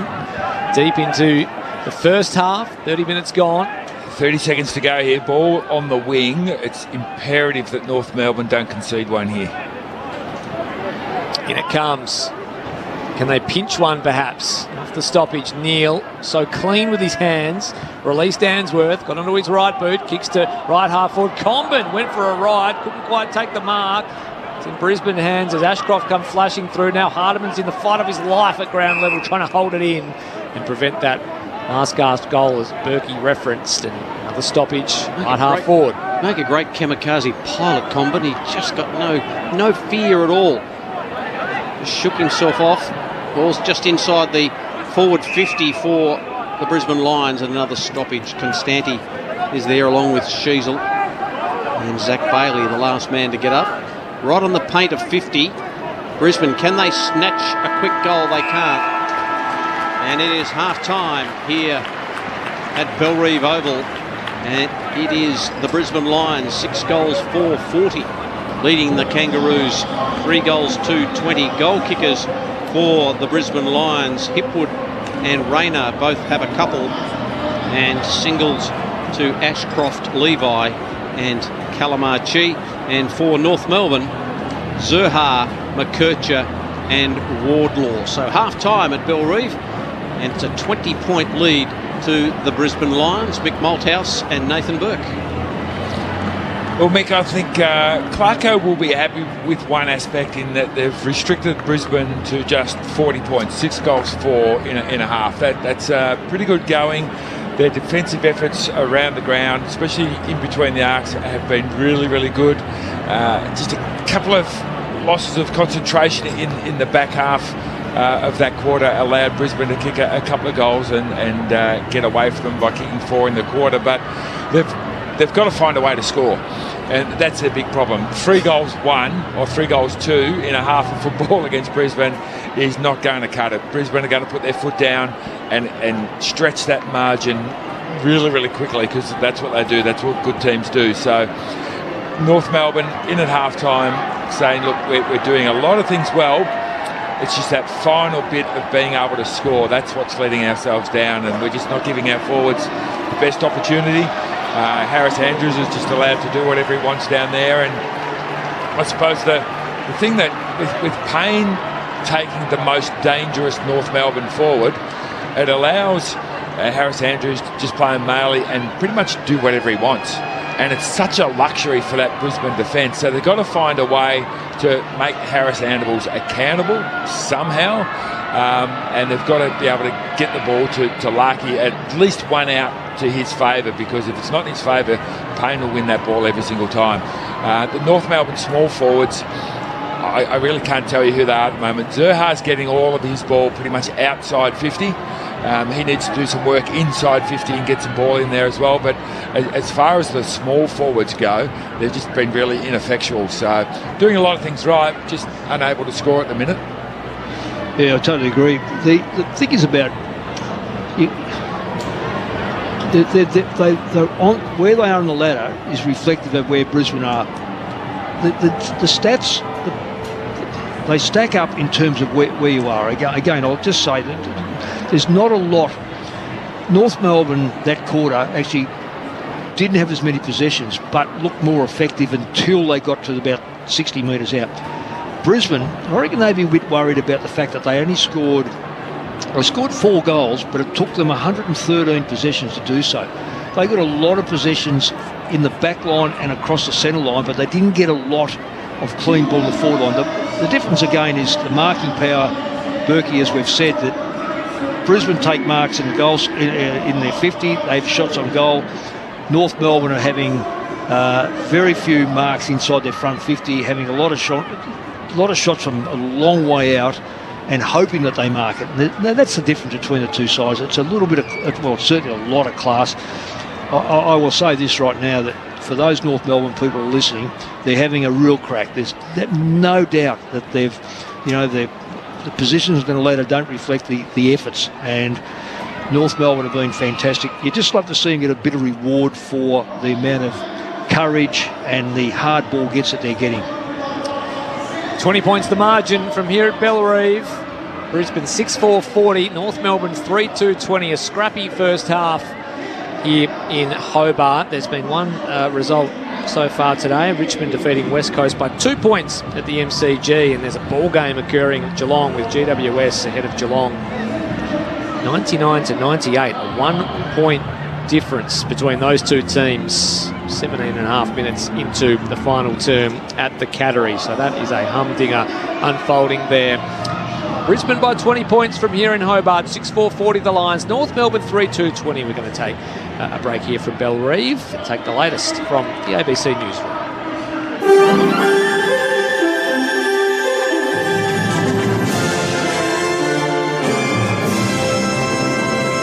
ABC News, I'm Thanmaya Navada. India and Pakistan have paused attacks on each other after coming close to the brink of war in recent days. South Asia correspondent Meghna Bali reports. Pakistan says it's managed to breach parts of India's air defence network, not just over disputed Kashmir, but deep into Punjab, while India launched strikes near Pakistan's nuclear infrastructure, both unprecedented moves. Western powers, including the US, scrambled to de-escalate tensions as the neighbours edged dangerously close to a warlike situation. India has stopped short of calling last night's announcement a ceasefire, framing it as an understanding. With trust between the two sides low, the situation remains volatile. Meghna Bali, ABC News. There's still no response from Ukraine to Russia's offer of direct peace talks. President Vladimir Putin has proposed talks with Ukraine for this Thursday in the Turkish capital city of Istanbul.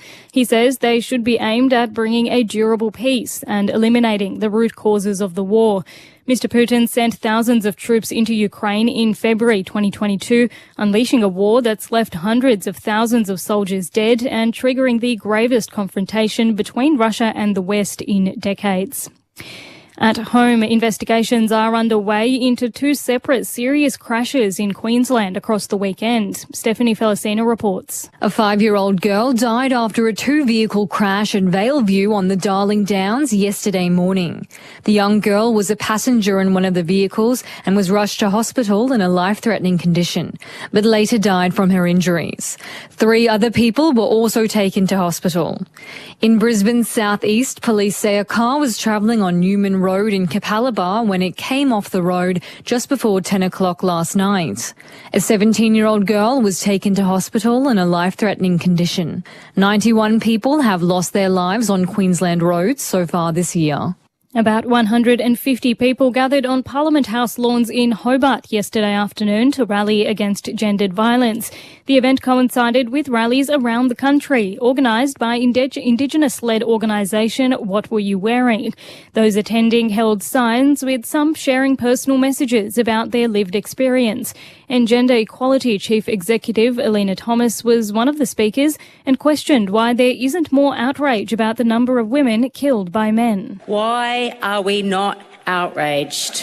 Why are we not taking more action? And why are we not stopping until we have communities where women are safe from violence? The Victorian government says it's confident security protocols kept footy fans safe at Docklands Stadium after a teenage boy was allegedly found carrying a knife outside a match yesterday.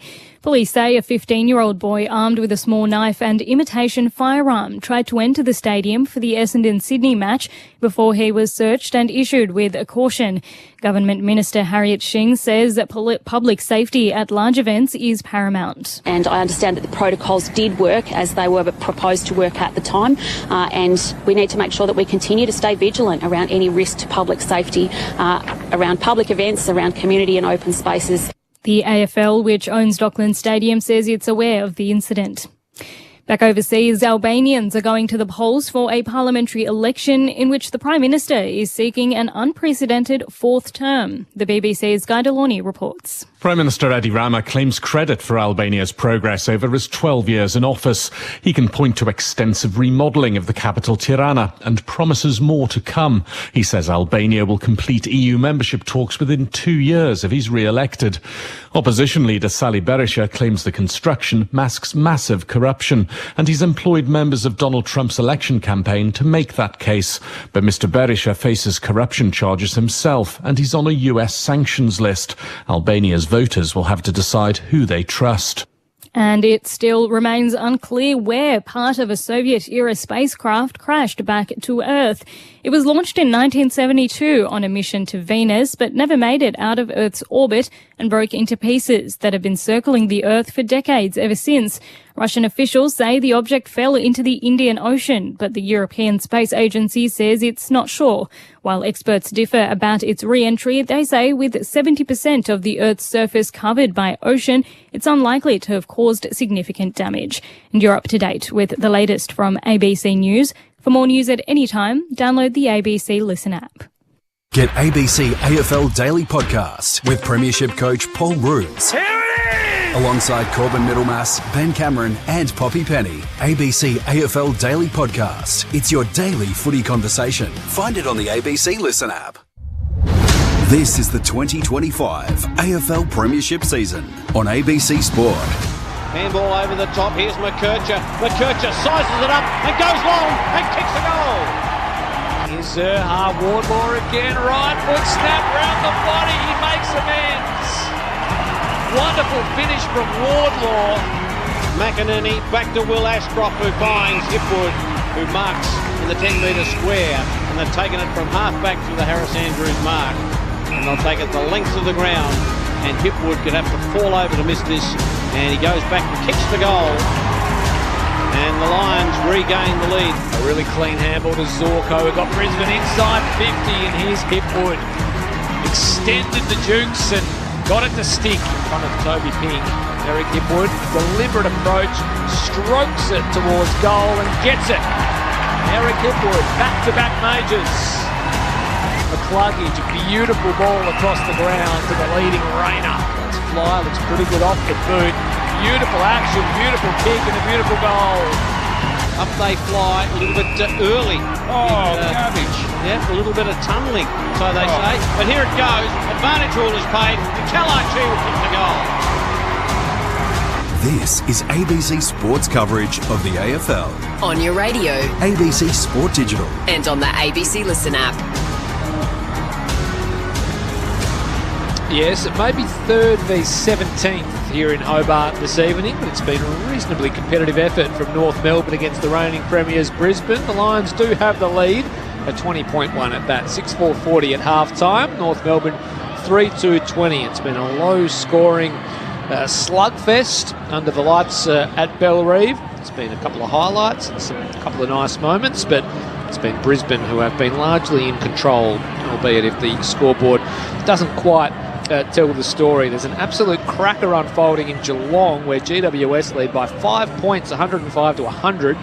26 minutes gone in the fourth and final term there, so we'll bring you the final score of that one as soon as we have it. While earlier today, Richmond defeated West Coast for their 3rd win of the season by 2 points, 81 to 79. Can North Melbourne follow suit and get a win for the Battlers and improve their record from 1-7 to 2-7 at the conclusion of this Mother's Day round? It is round 9 action, AFL, for ABC Sport. Chris Rowbottom with you in commentary alongside me, Michael Maney, Nathan Burke and Mick Malthouse, who's been poring over all the numbers and the stats following that first half. Mick, what did you see in terms of what you liked, what you disliked, and maybe what needs to change for North Melbourne if they are to give this game a shake in the second half against the reigning premiers? Well, ball use is the most important one. As much as Brisbane have had, so by half-time they've had more. First quarter, North actually had more possessions, and it was pretty evident most of it was behind the centre. So if you cut it down, and I don't think Brisbane they kicked 6 goals for. They're likely to be on top of the ladder with a win tonight. They are not playing like a top side. Top sides against us, and North Melbourne have been terrific in their defence. Cobden has been rocket Gibraltar back there. McDonald's been brave and rebounding. It's some of their mids just don't know what to do with the football, and if they do know what to do with it, they can't get the ball to a teammate. And on the forward line, as I say, look, I hate picking on a play, but quite frankly, Jack Darling is not offering anything. They'd be better off now making a change. I know that means that Darling being second ruck, you lose your second ruck. Well, put Larkey in the ruck. Larkey's got to get in the game. At the moment, he's not in the game at all. So if you put him in the ruck, he may get a few marks around the ground, which gives him confidence when he goes to the forward line, because his positioning down there is not great. I know that the ball's not always kicked to him, but you're still got to be better in the air than what he has been. So it basically gets down to the ball use, and Brisbane's ball use has been far more superior. They've taken more marks in the front 50. Rayner and Hipwood have kicked 2 each, I think the 4 of them have actually come from marks thereabouts, and they just look a more complete side. Having said that, they've still only scored 10 times being a top side, and that I would suspect that if you weigh up the ladder the way it is, have a look at that game going between Geelong and Greater Western Sydney. You look at Collingwood's scoring power. You look at perhaps Hawthorn's scoring power. Brisbane would be a bit worried. Last week they didn't kick a goal in the last quarter, and they survived with kicking 9 goals to win the game. I think it was 9 goals or thereabouts anyway. So I'm not 100% sure that North are playing great footy, but they're doing enough to keep the Roos at bay. So you asked the one question, if they can improve on their output of the disposal, North Melbourne, they'll get closer than what they are at the moment. Yeah, just been that finishing touch going inside 50 and some decision-making issues with that last kick in terms of piecing it all together. Berkey, you raised Jack Darling. Mick Malthouse, just having a look at the stats, 3 handballs and a hit-out. Yeah. For the whole first half, Berkey, do you make the move and sub him off? You've got Bailey Scott up your sleeve, who plays as a traditional sort of winger. Is it the move that you make? They need to run with the Lions. If you can't do that, because what we know with the Lions is that they won't stop running. They won't stop trying to move the ball as fast as they possibly can. They won't stop using their feet to find those short passes. So if you haven't got fleet of foot people to actually cut those off and run with the Lions, because they're such an attacking side, they'll cut you up. So having a Darling on there who's not giving you that defensive cover, he's not giving you anything offensive as well, you might as well make that move now. And I agree with Mick. You've got to get Larkey into the game somehow. chuck him into the ruck. That means chuck someone smaller down there on Payne. Even make Zerha come out of the square or something on Payne. Just give him a different look. Power. Yeah, come out of the goal square. Yeah, chuck someone small down there. See what Payne does. See what Harris Andrews does. Give them a different look. But at the moment, they're getting the look that they want. They want Harris Andrews on Maley. They want Payne on Markey, and that's exactly what they planned for. That's what they're getting, and that's what's winning. So I'd be looking to change that up completely and just see whether they can just create something different. Kick the ball on the ground inside forward 50 if you need to. Just to recap too, Brisbane have activated their sub with Darcy Gardner coming onto the ground in place of Jared Berry, who was taken off for a concussion check early in that first term. It was a clash with Luke McDonald. He was able to return to the field, McDonald, albeit a little worse for wear and bandaged up, but Jared Berry come off second best in an incidental or accidental clash of heads, and he was cut open and taken from the field and subbed off under the concussion protocol. Darcy Gardner taking his place on the field. A big result from down at the Cattery. Mick, GWS defeating Geelong 105 to 101, 16-9, 105 to 14-17, 101. Is that 5 in a row down there? I was going to ask you. I reckon it might be. I think it might be too. What is it about certain teams that play particularly well at very specific grounds? GWS going to Geelong and always seeming to beat Geelong is a quirk, isn't it? And there's something there. Well, I will say this. I've covered probably 3 of those, and my theory on Geelong, it's a very cigar, for those that don't know it, it's a cigar-shaped ground, very peculiar. I had one at Subiaco. I think West Coast had a pretty good record down at Geelong because we knew the type of ground. Yep. What has happened with, I've watched Leon Cameron coach there now, Adam Kingsley. They keep their backs, now I haven't seen this game, so I don't know whether it happened today, but they keep their back forwards, 6 forwards in the forward line. So Geelong then they haven't got any quick release. Geelong love to have the loose player to get that quick release, and then they work the ball to a degree, then they bring it through the corridor and into a forward line that has Cameron and Hawkins. Well, Hawkins is no longer there, they've got Neil there. So if they're true to form, they will keep their forward line forward of the centre.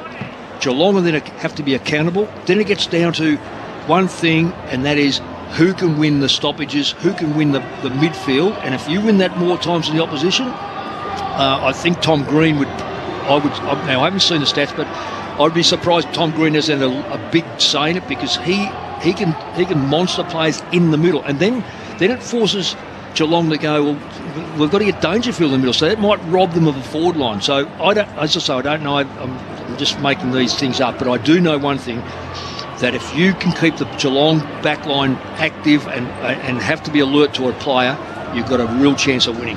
Well, I can tell you that Tom Green had 37 disposals and a goal, so you're on the money there. And Jesse Hogan kicked 7 majors. 7? For the GWS Giants. He certainly did. So a big win to GWS down at the Cattery. But right here and right now we're at Bellerive, where Brisbane lead North Melbourne 6-4-40 to 3-2-20. All set to go in the second half. Here with Michael Maney for the opening bounce. Kangaroos have been pretty competitive in the first part of this game. They trail by 20. Can they get a centre clearance? Bailey goes with a handball of McCluggage. And Zerha just runs down his opponent with a tackle. The umpire says, give it to me. I'll ball it up. That was Dunkley, the man who was tackled. Up it goes. McInerney knocked it down, but no real advantage. Simpkin hasn't had that much of it. Simpkin kicks around the body. No one can take a mark. Almost an opportunity for Davies Uniacke, and Payne gets him. And it goes close to the line. It'll be a boundary throw-in. We're just 45 seconds into the third term. Hipwood with a couple of goals, along with Cam Rayner, Brisbane. Up it goes. Sherry with a big punch. He might just knock it out of bounds. It'll do it all again. A minute gone.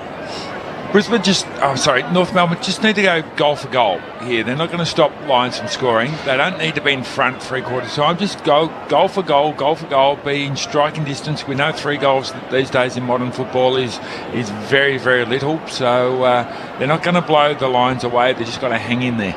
Sherry knocks it toward the boundary line.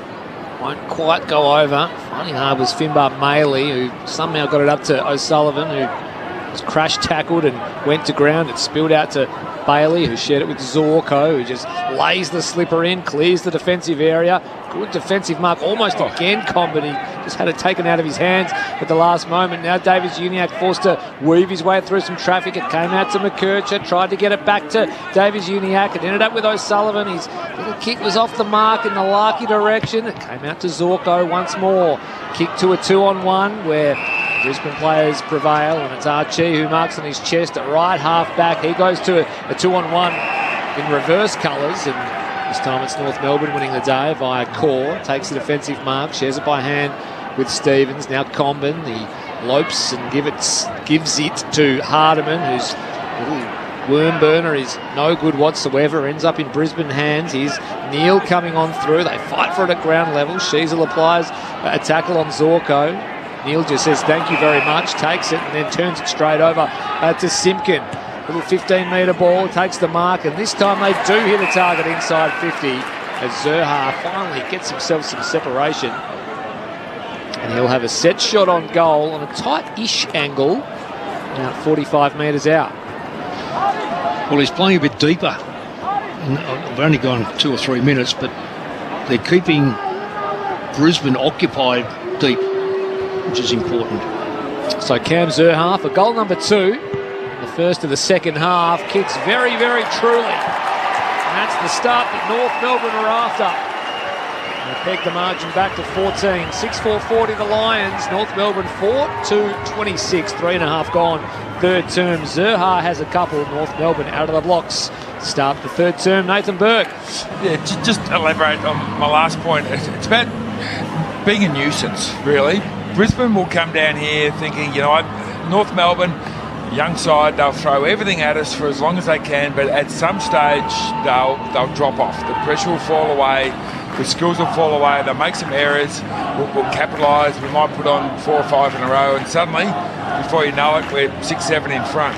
But North Melbourne, they know that they're not going to blow this game out and win by 10. They just got to scrap and fight, and that was a little bit ugly down here in front of us. There was 2 or 3 turnovers, 1 clean possession, and they end up with a goal. So you just got to hang in there, and just really be a nuisance value. 14 points the margin. Sherry had it ripped away. Loman got himself in the centre square. A couple of players thought about kicking it off the ground, taken by McCluggage. Here's a little kick, is marked by Cameron. Cameron's about 45 metres out, directly in front. And these are the ones that he struggles with because he likes to kick them around the corner from all angles. He's not in great form, Cameron. No. I don't reckon even last year he wasn't in the... he's getting on a little bit. His pace has dropped marginally, and players like him need that pace and need that confidence. So this will do him the world of good if he kicks it. For the response to the Zerha goal, Cameron from pretty much the paint of 50 might have just pushed it to the right, has he, or has he snuck it in? No, he's missed to the right-hand side. 6-5-41, 4-2-26 the Kangas. Caleb Daniel at the ready. Ball in hand at full-back for North Melbourne. Plays on and he'll come out to the near side. The contest will form. Wilmot flew in from the side. Got it down to ground level. Coming through was Sheasel. Couldn't quite control it. He's just nudged out of bounds and we'll have a ball in. 65 around from the Brisbane goal. Biggest possession getter so far, Davies-Uniacke's had 21. So finding plenty of it, LDU. Yep. Just got to use it better. In it comes, Sherry out of the ruck. Tumbled a ball forward about 35 metres. Nudge off the ball, wasn't paid. Came to Lester, who kicked it to right half forward. Good mark taken back there by Hardiman of North Melbourne. So inside defensive 50, he's going to send it directly back to where it came from. The big men will fly. Offhand Zerha, slick hands.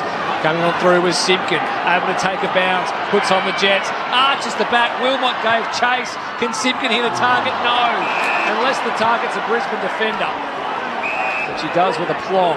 Well, that's Larky's fault there. Yeah, exactly. He turned his back on play. He should have come at Simpkin to open up the game. Jack Payne took the defensive mark. Zorko ended up with it, then Lester, and now Fletcher.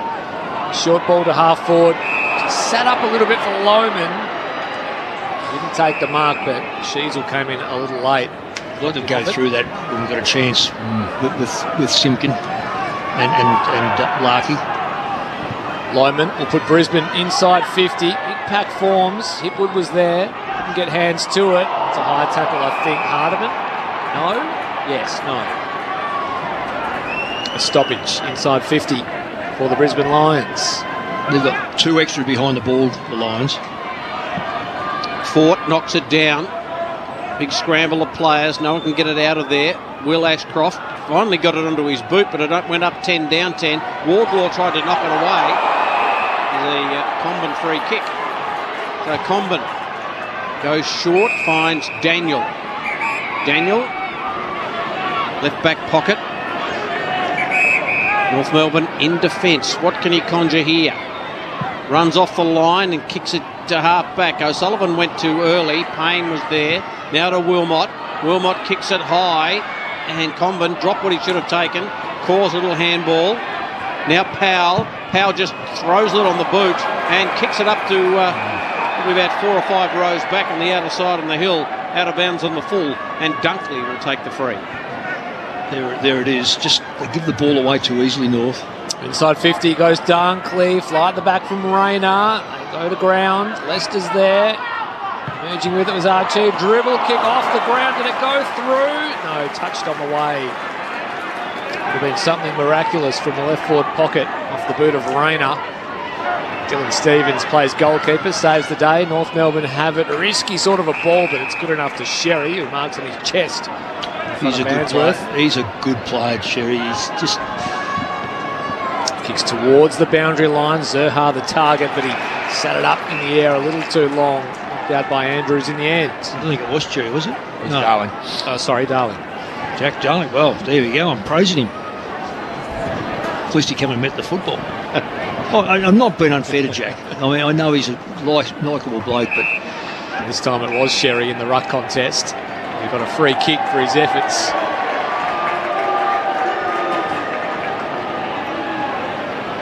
So McInerney, the aggressor. Sherry very close to the man on the mark and just sunk the boot in. High ball toward the near wing. Knocked away. Sherry will butter up here. Drove his own ball, but the handball is askew. Jasper Fletcher just ran through everything. They work it by hand here, the Roos. Davies Uniacke swings one out wide to George Wardlaw, who's got an absolute hectare in front of him. He's able to take a bounce, lopes in, and that's better for North Melbourne. Hit the target, Dersma, on the end of it. You see how he kicked that?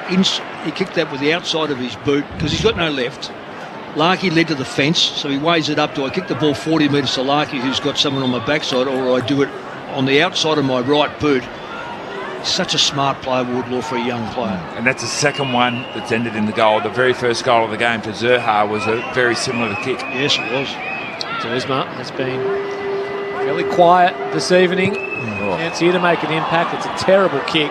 Just slides off the side of the boot. It won't even make the distance. He's Darling again, trying to crash through and make something happen. But another chance goes begging for North Melbourne. It's a better kick than that, Dersma. Just like Parker, almost, like Parker trying to nurse it through. Sherry takes it out of the ruck. Shares it with Zerha. Zerha's kick is right across the face and out of bounds on the full. Yeah, would have been a miraculous goal. It's good crumbing there by Zerha. Good contest, but they've just given the ball back again. So now Brisbane can get the ball outside the back 50 unimpeded. The leading pattern of Larky is mysterious at the moment, isn't it? It's sort of almost non-existent. He refuses to come straight at the kicker. He's such a tall fella that it'd be so hard to stop, but he just loves leading backwards. Answorth kicks it to a pack and ends up with Sheasel, whose kick was smothered, but it bounced high off the shoulder of a player, and then they throw themselves on it. Hardiman, who's been pretty solid for the Kangas today. Up it goes. Sherry knocked over the top by McInerney. Lovely handball by Costanti, taken by Simpkin, and that's a terrible kick by Simpkin. Tried to square it on his left. It was a heck of a kick. And then we'll get a stoppage about 35, 40 metres out from the Kangaroos' goal. I don't know what Simpkin was doing there. Especially with Larky, 1-on-1 on the goal line. They go. Sherry knocks it down. And we'll get another stoppage here. A couple of tackles in there and another ball up. We've been going 11.5. It's 4-2-26. The Kangas 6-6-42. Brisbane. Up it goes again. Sherry rips it out of the ruck, gets some space, releases Wardlaw by hand, right foot snap on goal. There's a whistle as he kicked it. Push in the back. This is going to be a push as he kicked it. Yeah, you're right. Well, he's pretty. This will test him. He's not a great long kick. But I tell you one thing he does, if he's around the ball, he's going to be very close to it. He's a fabulous player, this young kid. So George Wardlaw, he's going to take his best kick, I reckon, Berkey. Yeah, he's got to swing those legs through those baggy shorts. I reckon that takes a good 5 metres off. He's got short legs and a long body. He'll kick from about 47 metres out, 45-degree angle for a second for the evening. It's high on goal, distance no trouble, it's drifting across the face. And over for a minor score, so another chance for North Melbourne, who have the only goal of this third term so far. He's got to get some momentum up in his kicks. He's got to realise that I can't trot in and kick that distance, so I've got to use a bit of an arc, get my hip into play. So there's some technical things that he can do to get a good 10 metres. I'd like to see a player run past him, someone who can kick the ball 50 metres.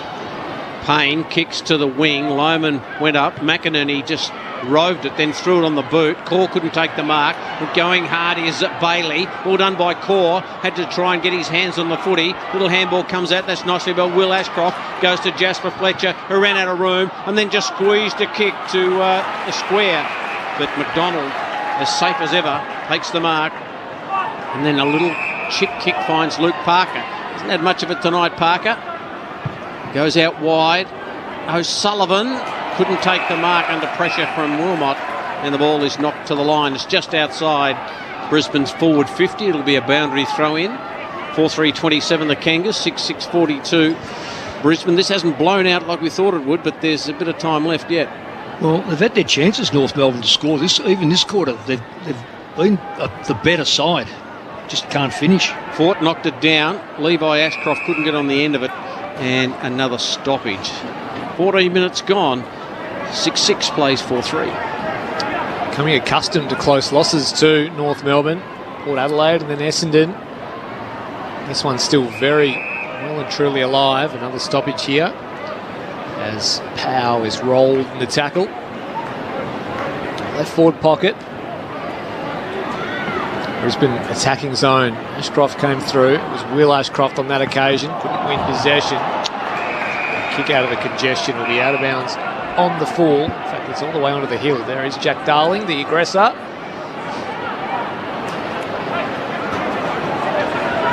It'll be a Brisbane ball, so Dane Zorko more than happy to collect. 15 points the margin. 14 gone, third term. He drives Brisbane inside 50, looking for a mark. Fist from the front, over the back it goes, and it rolls through for a minor score. That's 16 points the margin. 6-7-43 the Lions. North Melbourne 4-3-27.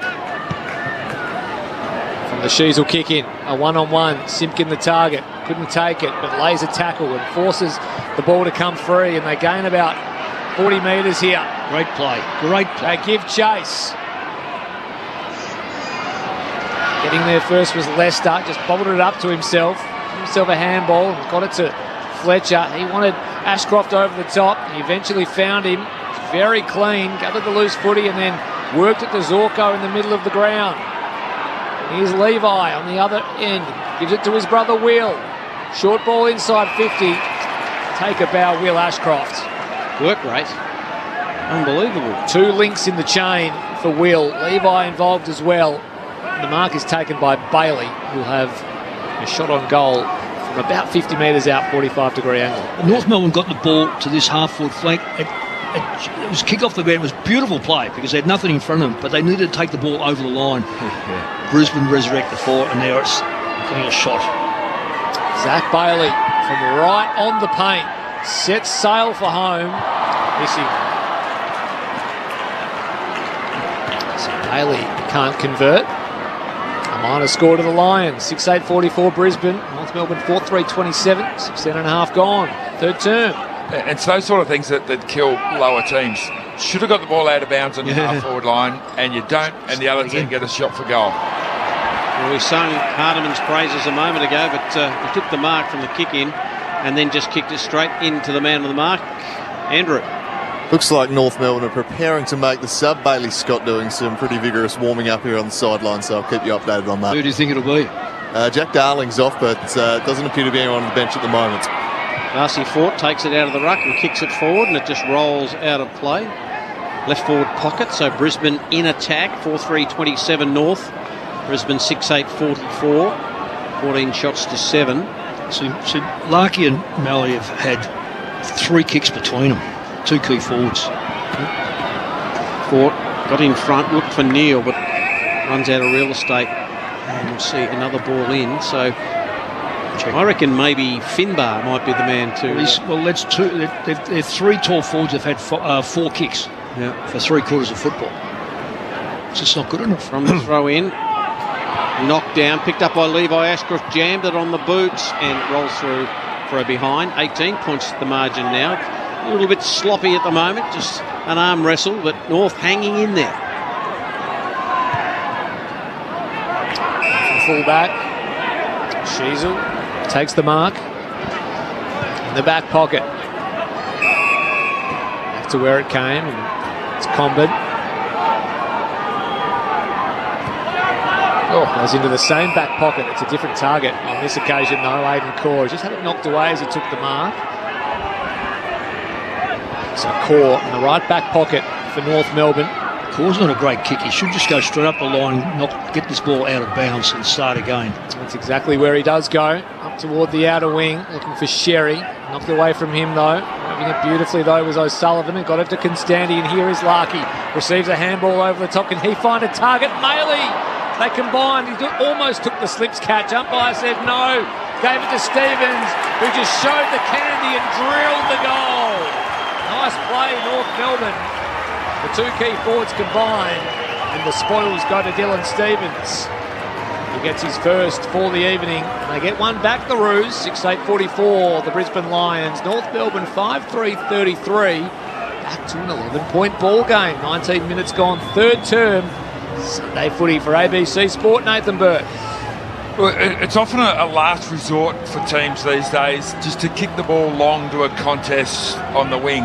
But it's still a vital part of this game. If you can do what North Melbourne did then, a long kick to the wing, get the big fellas to bring the ball down to a predictable area in front of the contest, get all your small fellas around there at their feet, be clean below your knees, chain the handball out and get the ball inside 50 really, really quickly. We try and have all these fancy short passes through the middle. Sometimes just that big long one, get the front and centre, get numbers of wave running forward. It is such a hard thing to stop as an opposition. 2 goals, 1 to 4 behinds in this quarter, the North. So back in the centre, Sherry, Wardlaw's hovering. Couldn't quite capture it. In goes Sherry. Put the handball out looking for Wardlaw, taken by Sheasel. Sheasel just squeezed it out. And the mark taken by Costanti. Away we go. A little kick inside 50. Lucky! Nicely done by Parker, who got it to the leading Larky. He hasn't been leading up too much. And when he does, look at the result. Yeah, really good effort in the middle by Wardlaw, just to keep the ball alive, just to scrap really hard, and then Sheasel just chucked it on the boot. A little bit fortunate that landed with his player, but his teammate read it best and need this one to go through. From 45, Larky sets it up. It might just have the journey. It does. The Kangas are within a goal. Nick Larky gets his first. And nicely done by North. It was a good build-up. And it ends up in the safe hands and the safe boot of Nick Larky. 6-3-39, the Kangas. Brisbane 6-8-44. It's quite amazing. Just want to say, it's quite amazing with the inside 50s. The 31 to 36. North have made the big plays on that. On that. The contested football's interesting too. The clearances have gone 29-23, so North have made a big play on that, and most of that is Wardlaw. He has been outstanding. Contested possessions are almost level. They were well behind before. So North are making the right plays, just got to finish off from the back line, get the ball clear. Andrew Calling's on the boundary. Kangaroos have officially activated the sub. Finbar Maley making way for Bailey Scott, who's out on the ground now. So both subs officially activated. Darcy Gardner out there for Brisbane and Bailey Scott for North Melbourne. Restart here after it's all wrapped up after the initial bounce to restart things. You just sense things are going to lift a little bit here from a North Melbourne perspective. Comes to Simpkin, gives the stiff arm to Ashcroft and slams it on the boot. High ball to half forward, knocked away while flashing through again with Simpkin. Beautiful control, picks out a target inside 450 and Larky on the end of it again. North Melbourne running on air at the moment. And this for the lead. Well, that's a clearance. Another really good clearance. Yeah, Simpkin, his first kick was under pressure, bloke hanging off him, and it was spoiled. And then he got the crumb from that kick of his own kick. Just goes to show a desire to stay involved in the game and impact the contest. 45 metres out, 45-degree angle. This for 4 straight in the corner. Nick Larky can't convert. A golden chance goes begging for North Melbourne. He just misses to the right-hand side. A minor score, but they inch closer. 6-8-44, the Lions. 6-4-40, North Melbourne. A game on our hands here in Hobart. Hope you're enjoying the coverage. Lions take it out wide through Wilmot, and he's kicked it out of bounds on the full.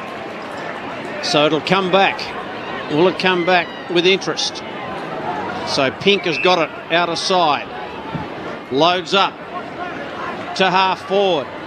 Harris Andrews with that familiar fist. Taken by Davies Uniacke. He ran around the boundary. He kept it in. He threw it on the left boot. Zurhaar's in the middle of this. Has to knock it away. Taken by Neil. Neil just got a really quick kick. It was clever. It was well done. And they switch play to Fletcher, who finds Lohman on a good lead in front of Hardiman. So Lohman right in front of the broadcast box. Decides he'll go back to Payne inside his defensive 50, and they'll switch to the outer side where Harris Andrews is lurking. Then his handball over the top goes to Zorko, and Zorko will find a man on the wing in Gardner. Gardner goes to left half forward, a contest. Conben got a hand in, but Archie kept his feet. Got the handball off to Ford, who went back to Archie, had to go and find it. Now McCluggage just in 2 minds, but eventually went to Cameron. This would be something from tight on the boundary. Charlie Cameron. Some wizardry from Charlie, right when his team needed it. He hooks it round from 45. And Charlie, who has been a little down this evening, steps up when it matters. A wonderful finish. And they just sneak back in front to the Lions. 7-9-51. Stretch it back out to 11. 6-4-40 North Melbourne. 24 and a half gone in this third term. Sunday footy on ABC Sport. Those ones sting, don't they, Mick Moldhouse? Well, they do. And they do because he's been well held for the game. That is his go-to shot for goal. It's around the body. It doesn't take a lot of effort, your distance. And this is the horrible thing about it. Larky's one of the leading goal kickers of the competition. He runs too close to the man to mark, misses the point, is scored. The kick-outs come back. If you follow that right along, it ends up with Cameron who kicks the goal. So, it happens so often that you see a disappointment at one end and you pay a real penalty at the other. Sherry takes it out of the ruck and boots it forward, and a free kick will go to the Kangas. It'll go to Parker. Wardlaw tried to take off with it out the back door, but Parker's got the freeze. Just still inside the centre square, but he's a good way forward of that for North Melbourne. So Parker runs off the line, kicks it high, hoping for a mark. Payne knocks it down. It was either Payne or Harris Andrews. Goes through fingers. In goes Zurhaar. Tackle on McCluggage is too high. The umpire will pay a free kick to the champion midfielder. And we'll go to Drew in a second as he just kicks it across the face. And Larkey, he tried the switch. He's looking for Levi Ashcroft. Great anticipation by Larkey, and Larkey takes the mark. Quickly, Drewy. A knock to the face for Caleb Daniel, was bleeding out of his nose, currently in the hands of the trainers. Well, this is payback. Great intercept, great awareness. Now he's got to finish. He's come back a bit further this time, so hopefully he doesn't run too close to the man on the mark. We're right behind Nick Larkey. He'll kick from 40 metres. He's got a nice little stab going in it, and they just knock it through from behind. That's his style. That's the way he rolls. It looks ugly when it doesn't come off and it gets knocked through for a behind. 10 points the margin now. 6-5-41 to 7-9-51. Zorko with the restart goes out to the outer side, wanting the cluggage, but I think you've been kind there, Michael. That's you're the leading full forward. You're having a shot 35 metres out, and you don't make the distance. Wow. The two before, I was thinking that they're just not coming off his boot nicely, and that one got worse, so he didn't correct at all. Free kick here out of the ruck contest. It'll go North Melbourne's way, so a chance for Sherry. Terry, this bloke's playing some sort of a game too. Against two big, Fort and Oscar McInerney, two big fellas, all by himself. He's doing a great job. Two kicks from home. He sets it up. Parker on the charge. Got to the front, took the mark. And Luke Parker. Well, can I just say, we've said something about the umpires all day. Luke Parker was grabbed before that ball got in, 15 metres before it got there, by his opponent. He was lucky he was able to break the tackle and get out and take the mark. Why it wasn't a free kick is beyond me to start off. 40 metres out. Directly in front, Luke Parker to right. Nick Larkey's wrong. He can't. He bangs it into the post. And my word, they've had some opportunities. North Melbourne, a minor score, 7-9-51. The Lions, North Melbourne 6-6-42, deep into the third term. Sunday footy on ABC Sport. Mick Malthouse, Nathan Burke and Michael Maney. We'll reflect on a couple of those misses maybe at the end of the game as Zorko takes a bit of yardage and then boots to half back, and Toby Pink takes the chest mark with Harris Andrews hovering. Pink has Hardiman short. He's going to load it up again. Zerha's going to fly. Can't take the mark. Got a good run on it. Ball just funnels out the front. In goes Stevens. Can't grab it. Wardlaw's there. Well, you wouldn't be out of place watching him play in the country somewhere, no. Wardlaw, but he's given away a free kick here. He hasn't dragged that in. He's fallen on the ball. Brisbane players jumped in his back. Dunkley got the free kick. Over to Gardner. Now to Lester. Lester's got Harris Andrews in space on the outer side, and the ball just trickles. It just ran away from him, and on the wing on the outer side, it'll be a boundary throw-in. They muffed that, did the Brisbane Lions. No pressure there. They couldn't get the job done. 6-6-42 North. Brisbane 7-9-51. Good game here at Bellerive. North Melbourne giving the reigning premiers a run for their money, and they've got another chance here. Simpkin on the outside. He was just knocked off his kick, so it dribbled along the ground towards right half forward. Did Zerha keep it in? He did. Fed the handball back to the activated sub in Scott, who sends a high one towards the right forward pocket for North Melbourne. It's knocked out of play, but a chance here for the Roos deep into the third term. Trail by just the 9 points. They did lead by 3 points earlier in this game. 3-minute mark of the second. Sherry takes it out of the ruck. Can't win a clean disposal because McInerney rides him to the ground. And the ball up inside attacking 50 for the Roos. Can they cause the boil over of the season? Palmed by McInerney straight down the throat of Davies Uniacke, who had a flying snap on goal. This is everything out on the full. Brisbane ball. It's a fourth out on the full down this end. Well, it's just it's not good enough for a midfielder who the expectations are very high, and his expectations should be high. Levi Ashcroft out wide. And a lovely mark taken by Dunkley. Really close to the line in front of McDonald. Dunkley just to the little toe poker out wide. Pink knocks it away from Rayner. It'll be a boundary throw in. On the wing outer side, all of a sudden North look dangerous going forward. They can't get it done. But this game in the last 10 minutes has been played almost exclusively in North's forward half. 38-37, by the way, inside 50s. Yep. And that's North Melbourne's favour, and they trailed miserably a while ago, so they've actually dominated the ball. Well, Wardlaw extracts it out of nowhere to Sheasel, who kicks it high. O'Sullivan can't take the mark. Ends up with Harris Andrews. Back to Zorko. So the old firm. Zorko's kicks a real helicopter, and it's been marked by Sheasel. That was tough to mark, but there's the siren.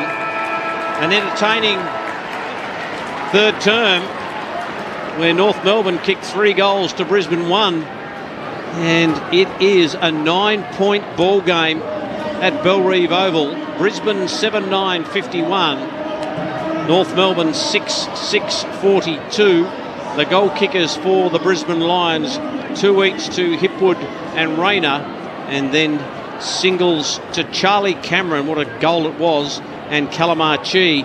And for North Melbourne, I think all single goal kickers apart from Zurhaar. Zurhaar's got a couple, Stevens, Larkey, Wardlaw and McKercher. So it is 3-quarter time at Bellerive. It is Brisbane 7-9-51, North Melbourne 6-6-42. Mick Malthouse, your thoughts on the third term? Well, if you didn't know, outside of the finishing of North Melbourne, they've turned the inside 50s right around, and a couple of things. You can only score 3 ways in football: clearances, stoppages, if you like, turnovers, and kick-ins. Kick-ins have been, we've seen Brisbane take the ball from full-back and score a goal, but that was earlier.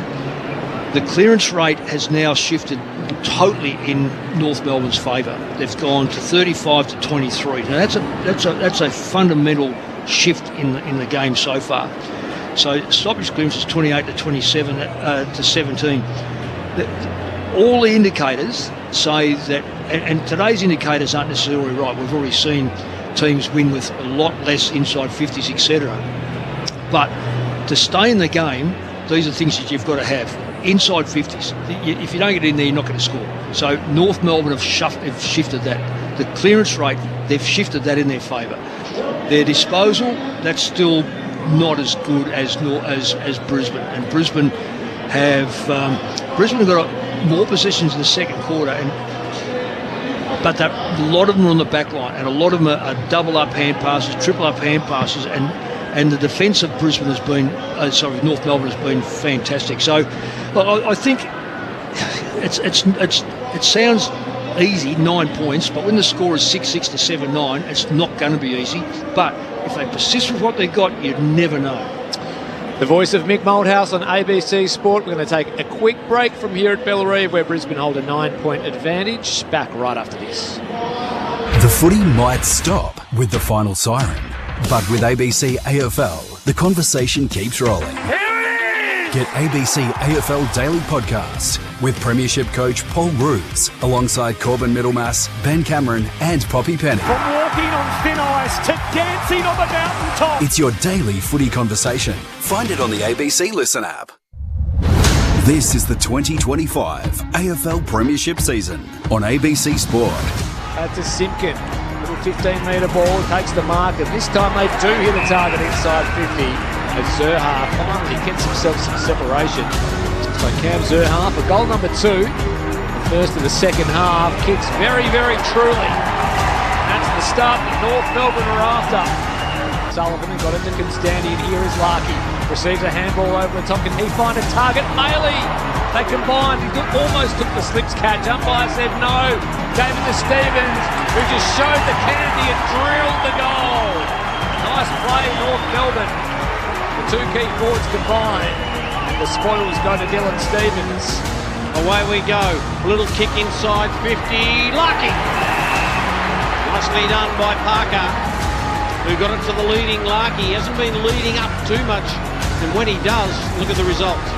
From 45, Larkey sits it up. It might just have the journey. It does. The Kangaroos are within a goal. Nick Larkey gets his first. Now McCluggage just in 2 minds, but eventually went to Cameron. This would be something from tight on the boundary. Charlie Cameron Some wizardry from Charlie. Right when his team needed it. He hooks it round from 45. This is ABC Sports coverage of the AFL.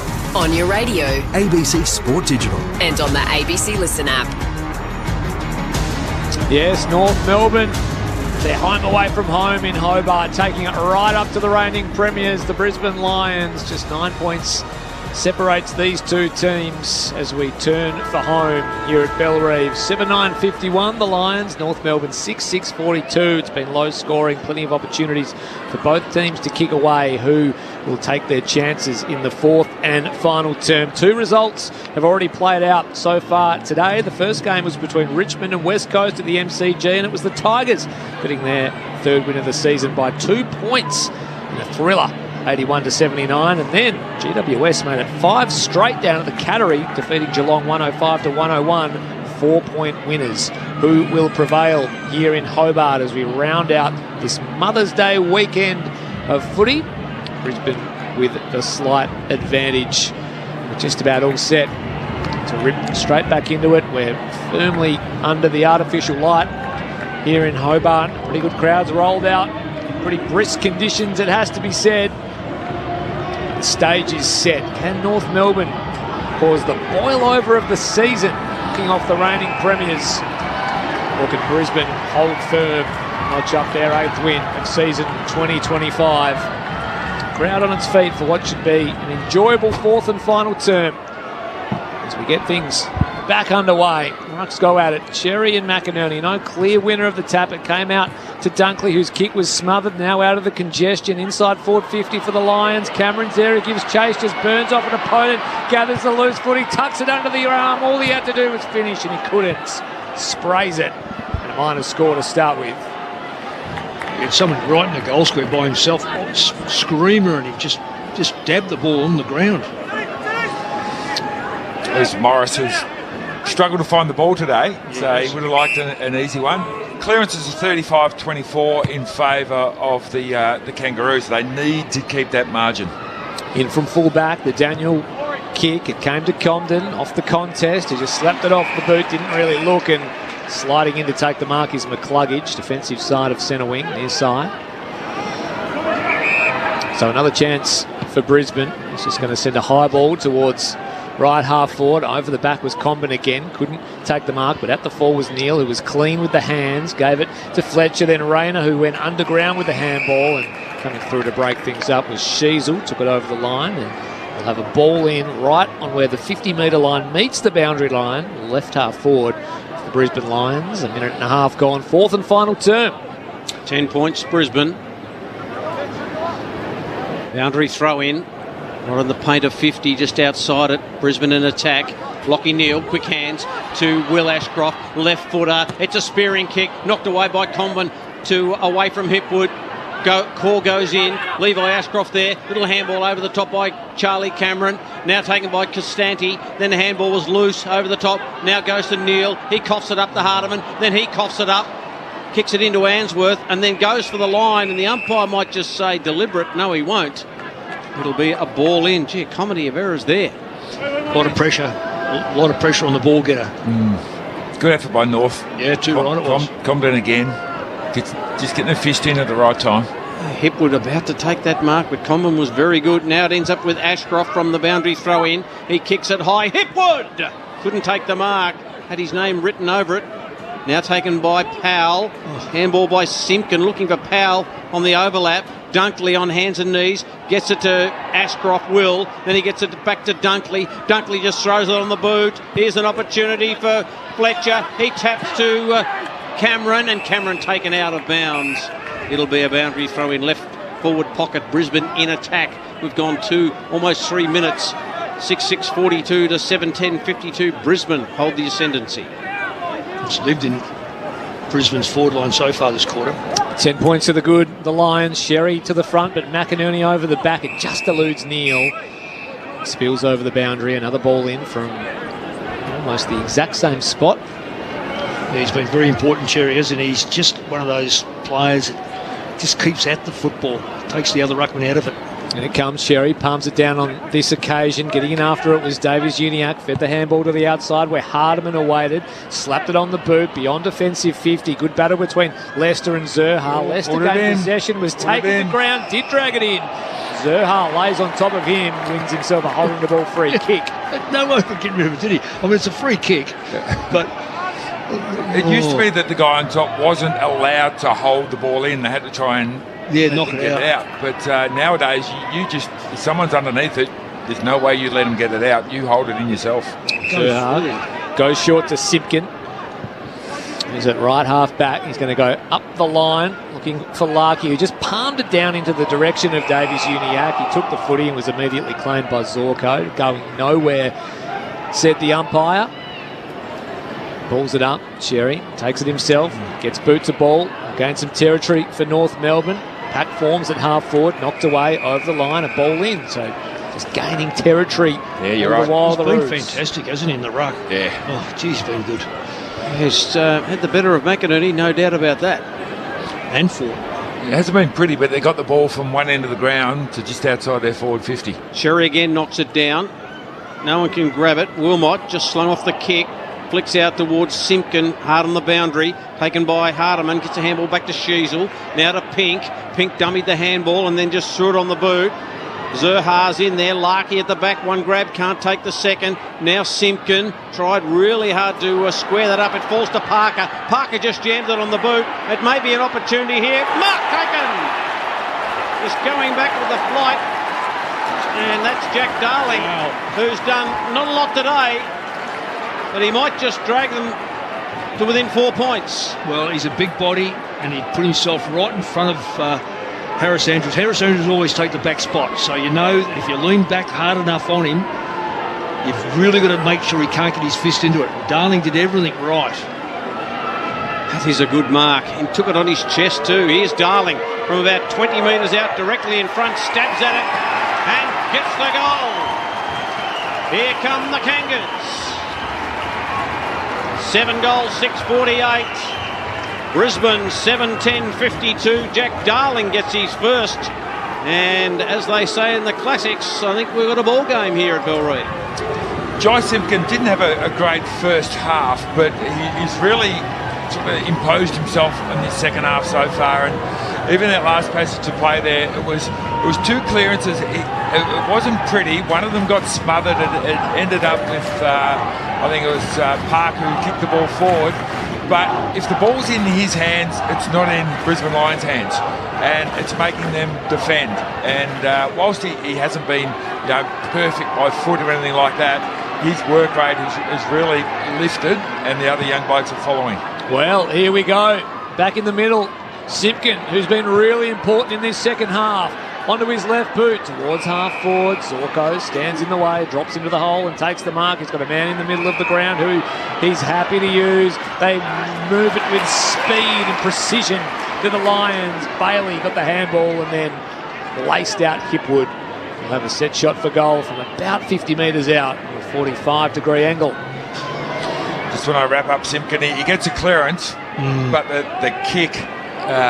it just didn't favour any of his forwards and hit the zoning off Brisbane Lions forward and in the middle of the ground, and whoosh, this is what happens quickly down the other end. For breathing space, and for goal number 3 for Eric Hipwood.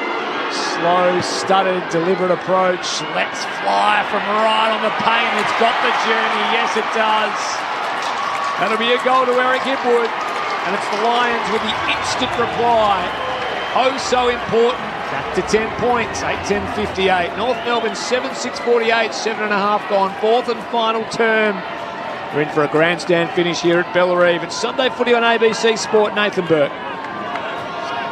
Yeah, that's Brisbane. If you give them the corridor, if you kick the ball to them on your half forward line, they just go whoosh, straight down the middle, and that's what they did then. And when Eric Hipwood leads straight at the kicker, which is something that full forwards seem loath to do these days, it takes out the defender completely. They were still setting up in their 6-6-6 from that forward bounce. Didn't have time to get anyone back there in front of him. that's really, really dangerous. So just a steadying 10-point lead now from the Lions. Next goal is really important. Over to you, North. What can they do? A little throw came out of there. Davies-Uniacke. Now Wilmot just spun nicely. Got a high kick. Gore's got to get involved here. Archie's in front. Sheezel with the pressure. Taken by Core. Just jammed it on the boot. Which way will it bounce? Zerha couldn't quite get it. Answorth did nicely. Hugged in on the boundary line. Nathan Burke thought it was out. Probably looked like it was out. A little kick to Fort to Zorko, who set the last goal up. Kicks long, and up goes Hipwood. Can't take the mark. Roving it was Levi Ashcroft. And then Luke McDonald got the arms free. Got it to Davies-Uniacke. He's had one bounce. He's got a couple running for him. Wants Powell. Where's Powell going to go? He's going to go in short. And the mark taken by that man in Dersma. And Dersma takes the mark 46 metres out directly in front. Well, after his last kick, I'm not sure. So hopefully he's learnt, one is to get a bit of momentum, and two, he is a 50-metre kick, so I don't know what happened the last one. So he should have confidence in his own ability here. He'll get the journey, no question. It'll just be accuracy. He's got to get some momentum through his kick. Here he goes. What's he learnt? Sets it up. Pushes it right as he did the last one. And a behind. Very kickable. 7 goals, 749 North. Brisbane 8-10-58. Bad miss, Zerha. There's so many things technically wrong with that set shot routine that it amazes me that somebody there at North Melbourne hasn't said, mate, you need to stay here and work on that. Bad miss, Dersma, I should say. Zorko in from fullback. Finds Answorth. In the back pocket. Kicks up toward the near wing. Getting in front though is Hardiman, chopping it off. He's done some good things today. He attacks the ball really hard. Going to go right across the ground here, Hardiman. To the sub in Bailey Scott. He marks it left half forward now. He gets on his bike and he's going to pump North Melbourne inside 50 on the charge. Larkey, was there a chop of the arms? It fell to Darling, who just had a flying shot on goal around the corner. Probably had a man in a better position in Wardlaw. But it misses, a minor score. So a couple of chances go begging for North Melbourne. 8 points, 8-10-58. The Lions of an 850 North Melbourne. Crowd in full voice here at Bellerive. From fullback goes Wilmot to Payne. Oh, his kick is absolutely no good. Put Harris Andrews under all sorts of pressure. And Luke Parker is not a man you want to take on. He rips him to the turf and he wins himself a holding the ball free kick.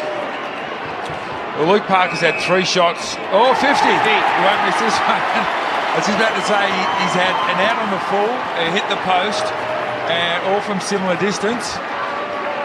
But I dare say he won't miss this one. Well, there must have been a little bit of back and forth and some dissent because the 50-metre penalty has been paid. And that'll march Luke Parker all the way to the teeth of goal, where he will convert and make this a 2-point ball game. He does exactly that. So Luke Parker gets a gimme.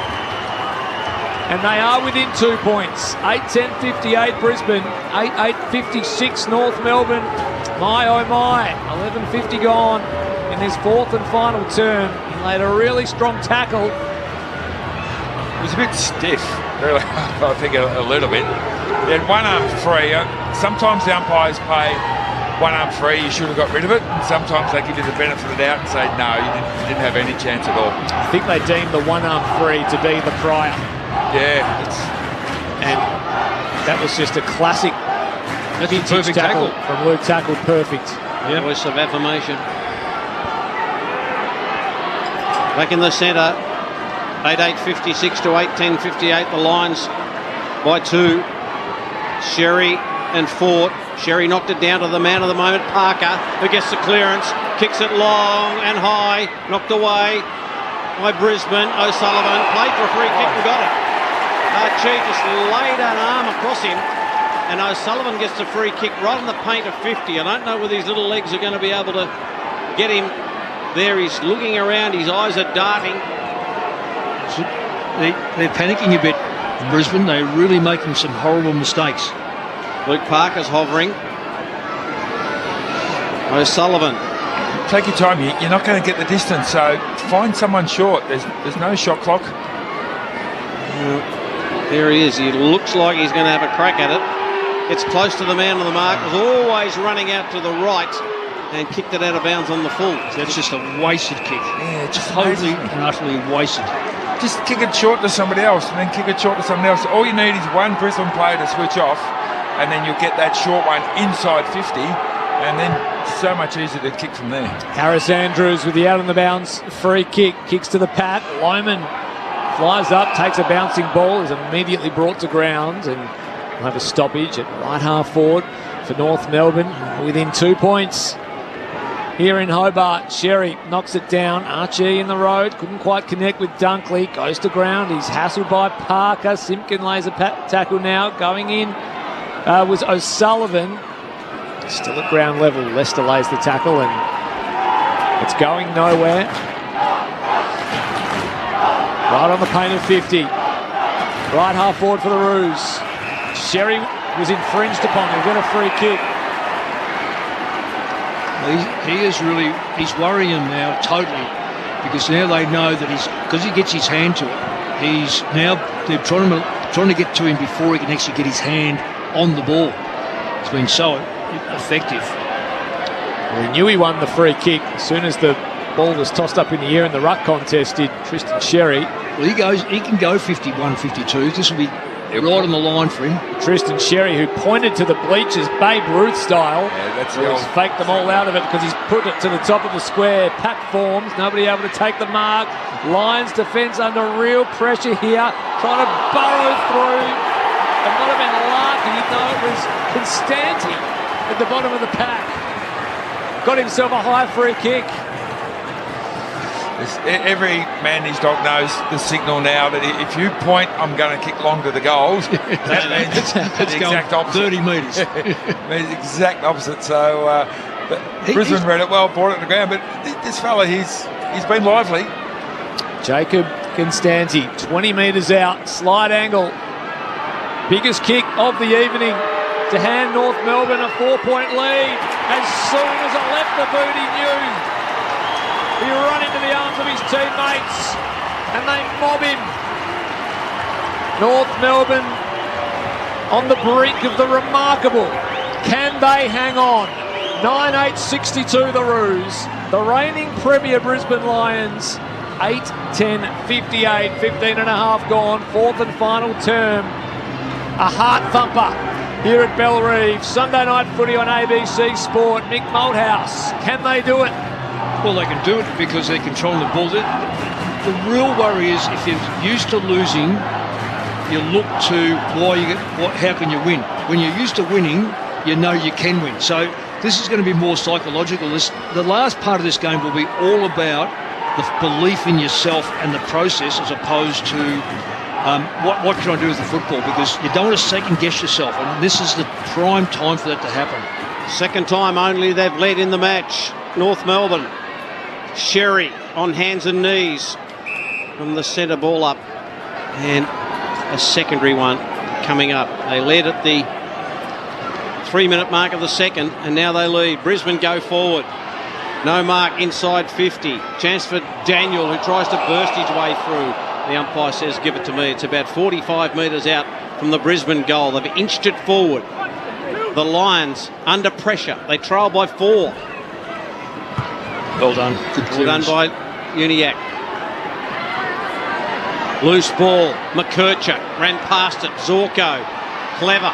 Got it to Wilmot. Wilmot just says, let's get it deep. Back they go. No one can take the mark. In goes Rayner. Taken by Sheasel. Got it to Sherry. Back to Sheasel. Sheasel's handball away to McKercher. McKercher kicks it out wide. Wardlaw's got some work to do, but Neil, what a great player he is. And he senses the moment and gets it to Zorko, who gets it to McCluggage, who ducks and dives and looks for Levi Ashcroft, who can't take the mark. Bailey Scott did well. Little handball comes out from Duursma, just to a teammate who was caught by Ashcroft, as in Will. And it'll be a ball up just outside 50, Brisbane in attack. What about the little snapshot of the present and the future? Lockie Neal and Wardlaw. It was the champ that won out, but Wardlaw will keep coming. Brisbane in possession here. Zorko rides a tackle. His handball's broken up. Simpkin got in the road, but now his handball missed the mark. Zorko got it, but it was ripped off. His kick got a high one on the way through. Clutches at his forehead to Zorko. Woodlaw did well the first one, just pushed him off the kick, but overzealous on the follow-up. Short ball out to Neil, who's at right half forward for Brisbane. 65 from home. Too far out to score. You wheel around and send a high ball in to a dangerous position. Fort flew, got hands to it. Rayner at the full, missed the target with the handball. Morris goes in after it. Hacked of Sheezel, it's kicking in danger. Sheezel concedes the free kick, trying to clear the area. Maybe a little panicky. Zach Bailey to be the recipient. Umpire all over it. This to hand the lead back to the Brisbane Lions, who kick from about 35 metres out, pretty much directly in front. For his first of the evening, and to restore order for the Lions. Pokes at the footy, no problems whatsoever for Zach Bailey. 1964 go Brisbane, North Melbourne 9862. 19 and a half gone, fourth and final term, Nathan Burke. Yeah, it's unfortunate there because North had defended about 4 or 5 repeat entries from Brisbane really, really well. They got numbers on the ground. They didn't allow a couple of marks when Brisbane players were in the box seat to actually do it. Their spoiling has been really good, but it was just an indiscriminate kick off the ground. And I think Bailey played it well. He knew he was going to kick the ball off the ground, so he just put himself in enough harm's way for the umpire to say, yeah, that was a little bit dangerous. So, Berkey, what comes first? The sliding in underneath to take the legs or the kick in danger? Yeah, exactly. I think sliding contact below the knees is a stupid rule. Yep. The Adam Woods rule, isn't it, that one? I don't like it. No, I don't. I see. I love it. I think it protects you.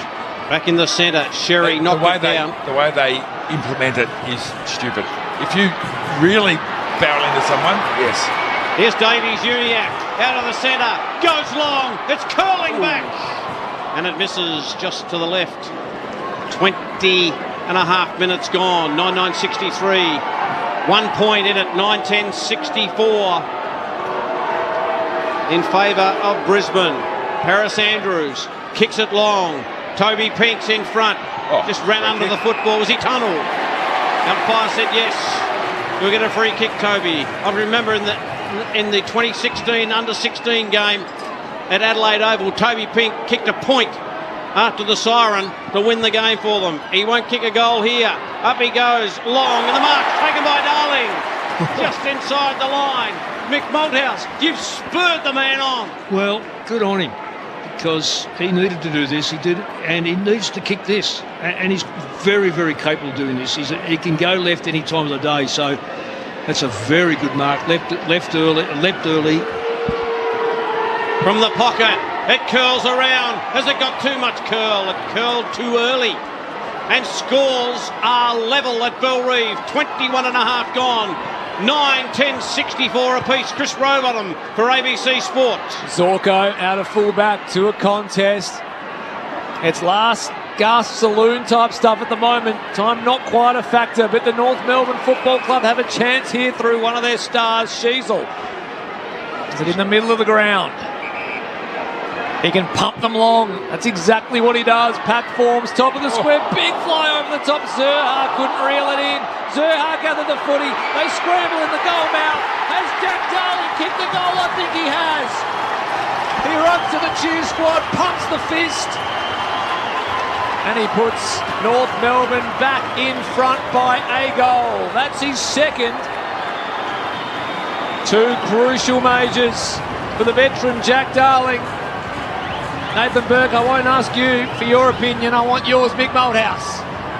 Well, just watch. I'm from this distance, I didn't really see it, but I'm just watching the replay right now, and there was so many. You could have possibly given 2 or 3 players free kicks. So there's that much grabbing and holding and pulling down. So umpires clearly let it go. Good contest. When the ball hit the deck, I'm just trying to work out who it was. It would have been Zaha who kicked the ball or missed the ball, and it carried forward. Yeah, he did. So then it was Jack Darling who was on the end of it. So it was just panic by both sides, really, and it fortunately fell out the back of the pack generally, Brisbane have got to play there. No players there. The Kangaroos have trailed it every break from the centre. Sharking it was Lockie Neal. He kicks a check side ball. It goes out toward the wing, taken by Lohman. What have Brisbane got left? Lohman off a step, kicks high. Combat in the middle of that. Rayner! And it could be 50. The umpire says no. Let's just keep a level head about all this. And Rayner, in the middle of the pack, takes a contested mark and will kick from 45. Slight, ever so slight angle. He marked that. And, there's going to be... Was it Sheasel that... Yeah, Sheasel just didn't go with him. No. Marking play like him, you don't assume that he's not going to go for it. You've just got to get off the ground, make contact. And he's paid a penalty here. Cam Rayner to level it up at 70 apiece. Lays back on the kick. It is a wonderful, wonderful kick from Rayner. Scores are level, 24 minutes gone. Final term, 10-70 apiece. Yeah, you caught it. The ball went over the contesting players' heads, and Rayner was next one in line, jumped up for it, and Harry Sheasel was just being a little bit too ball focused, and not opponent focused. And with a guy like Cam Rayner, anywhere in the vicinity, you know that he's going to leap when he can, and he'll go for it. And just a lapse of concentration there by Sheasel allows his opponent to kick a goal, but. That was Lockie Neal, just a really clean centre bounce takeaway. It came out towards the wing where Lohman got it, but Lockie Neal in the middle with McCluggage and Dunkley. That's a pretty formidable trio in there. All locked up here in Hobart, 70 apiece. Back in the middle we go. Who can win the clearance? It'll be Brisbane via McCluggage. Back to Dunkley. Now Zorko forced to just tumble one high inside 50 for the Lions. Who can take a mark? That's off hands. Morris is going to claim it. Umpire says no. Good decision. It is a good decision. It's come off about 4 hands. Inside 5 minutes remaining here at Bellerive. North Melbourne faithful hoping, praying. Wardlaw burst through the stoppage, gathered the footy, slapped it on the boot, rolled it towards the boundary. 1-on-1, Larkey and Payne. Seen over. Ball in, right in front of the broadcast position. Left half forward for the Lions. Got Davies Uniacke against Dunkley, Wardlaw against McCluggage, and Simpkin against Neal. So who's going to win this stoppage? Some pretty handy names amongst those. Berkey, Sherry. Really one the hit out, just thumped it about 25 metres to the advantage of his team. Here's Wardlaw on the burst. He's been immense this evening, but his handle's picked off by Wilmot. Now the Lions can run it through. They concede a little bit of ground. Back to Answorth. Left foot ball towards half forward. Sherry with the big fist. Roved and roved bell by Wilmot. He faked the handball. Then was tackled. Umpire alerts. The benefit of the doubt given there. A stoppage. Again, Jerry's just fantastic with these. They combine. Fort somehow got it up to McCluggage. Dunkley back to McCluggage. Inside 50 they go. Ill-advised kick, but Comben, as he's done all night. Imperious with the intercept. Released Daniel, put him under a little bit of pressure. Forced him to wobble one outside defensive 50. Fletcher takes the mark for Brisbane. Yeah. Another chance here for the Lions. I don't know whether Daniel should have gone past him. No need to give that one. Into the pocket he goes. Hipwood rises tall and takes the mark. In the left forward pocket he had to sit. Got the ride and reeled it in, did Eric Hipwood. A chance for a fourth from the tight angle. Distance won't be a worry. But this to give the Brisbane Lions breathing space to the tune of one straight kick. 3 minutes and 16 seconds remaining. Hipwood goes around the corner. Let's fly on goal. It's missing. Handy point, as they say in the classics. There's plenty of time for North and plenty of time for Brisbane. Finish the game off. Really, 3 minutes is a long time. 10-11-71 the Lions. North Melbourne 10-10-70. Big finish coming up. 3 minutes remaining. Michael Maney. Saw a shot of Chris Fagan there and, perplexed. High kick to the wing. Falls onto the lap of Sherry, who was down on the ground. His handball to Simpkin, who muffed it. Wardlaw, a fumble. The moment just getting a little bit too much maybe for the North players. A couple of bad fumbles, and now it ends up with McCluggage from Leicester, who took the mark. Little chip finds Will Ashcroft. Ashcroft goes out wide. It's okay, finds Zorko, who can remain composed. Fletcher. They won't try and work the clock down. They probably think, well, we might need to kick another one. And he goes back to Zorko. They milk a little bit off the clock. And North have got a man up here, another little short one to Will Ashcroft. And they might just go again if they can. Well, they will go. What they have to do, North Melbourne, is squeeze the game up now and see if they can take the ball back off them. Ashcroft kicks to the wing. No mark from McDonald, who's in front. Ball just knocked forward. Daniel tackled. Couldn't get it. Zorko can't keep it in. Boundary throw in, out of side. 10-10-70 North Melbourne. The Brisbane Lions 10-11-71. Right in front of the scoreboard, which reads that exact score. Fortin Sherry. Sherry got it down in the congestion. Wardlaw goes after it. Wins a hard footy. Slaps it onto his left boot. High inside 50 for North Melbourne. Zerha with the juggle. Took it on the second bite, did Zerha. He doesn't have to rush this. He's got a minute and a half to, if he thinks he can kick it, kick it. If he doesn't, don't rush it. So Cam Zerha will kick for goal from just inside 50 on a really tight angle. Set sail towards the big sticks. It's missing to the near side. A point, and we are all locked up with a minute 20 remaining in this fixture. 10-11-71 apiece. 29 and a half gone, fourth and final. Can Brisbane go the length of the ground and get a goal? Can North do something? Break the deadlock. McCluggage got a handball away to Fletcher. Fletcher kicks forward. Comben gets in the way and takes the intercept mark. What a play. Comben goes in short to Daniel. Now he's got to pinpoint and hit someone here. Time ticking away. Less than a minute left in the game. Daniel runs off the line and kicks down the line. Up they fly. No mark. Taken off the pack by Dunkley. Dunkley kicks high. Comben in front. Takes another mark. Richard. He could be a hero. Through to the middle to Stevens, who bounces space. It's all North Melbourne here. Away they go through Constanti. Constanti kicks. Oh, and it was knocked away by Payne. On the lead was Larkey. And Payne got a fist on it and fisted it to the line. And it'll be a boundary throw in. He had a player running next to him, put a handball to him. Terrible kick. He put the ball right behind his teammate. Just wasted the ball. It's just about in any score will do territory.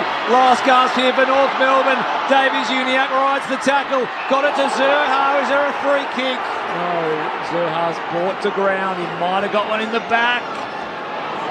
He also I said no. 19 seconds on the clock. Up it goes. Simpkin. Kick out of the congestion from Fletcher. They need a mark, North Melbourne. Hipwood flew across. Daniel's kick was smothered. Charlie Cameron goes in, as did McDonald. This is it for Wardlaw.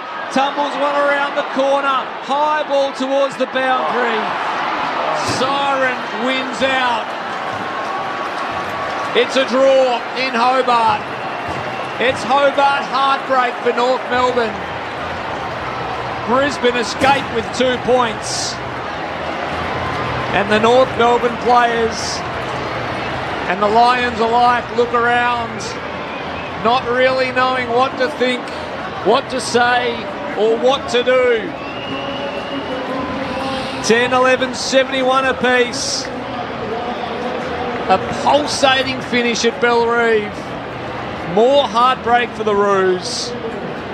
A 9-point loss to Port Adelaide. A 3-point loss to Essendon last week. And so close to the boil-over of the season here in Tasmania. A draw against the reigning premiers. Brisbane and North Melbourne left to wonder what might have been.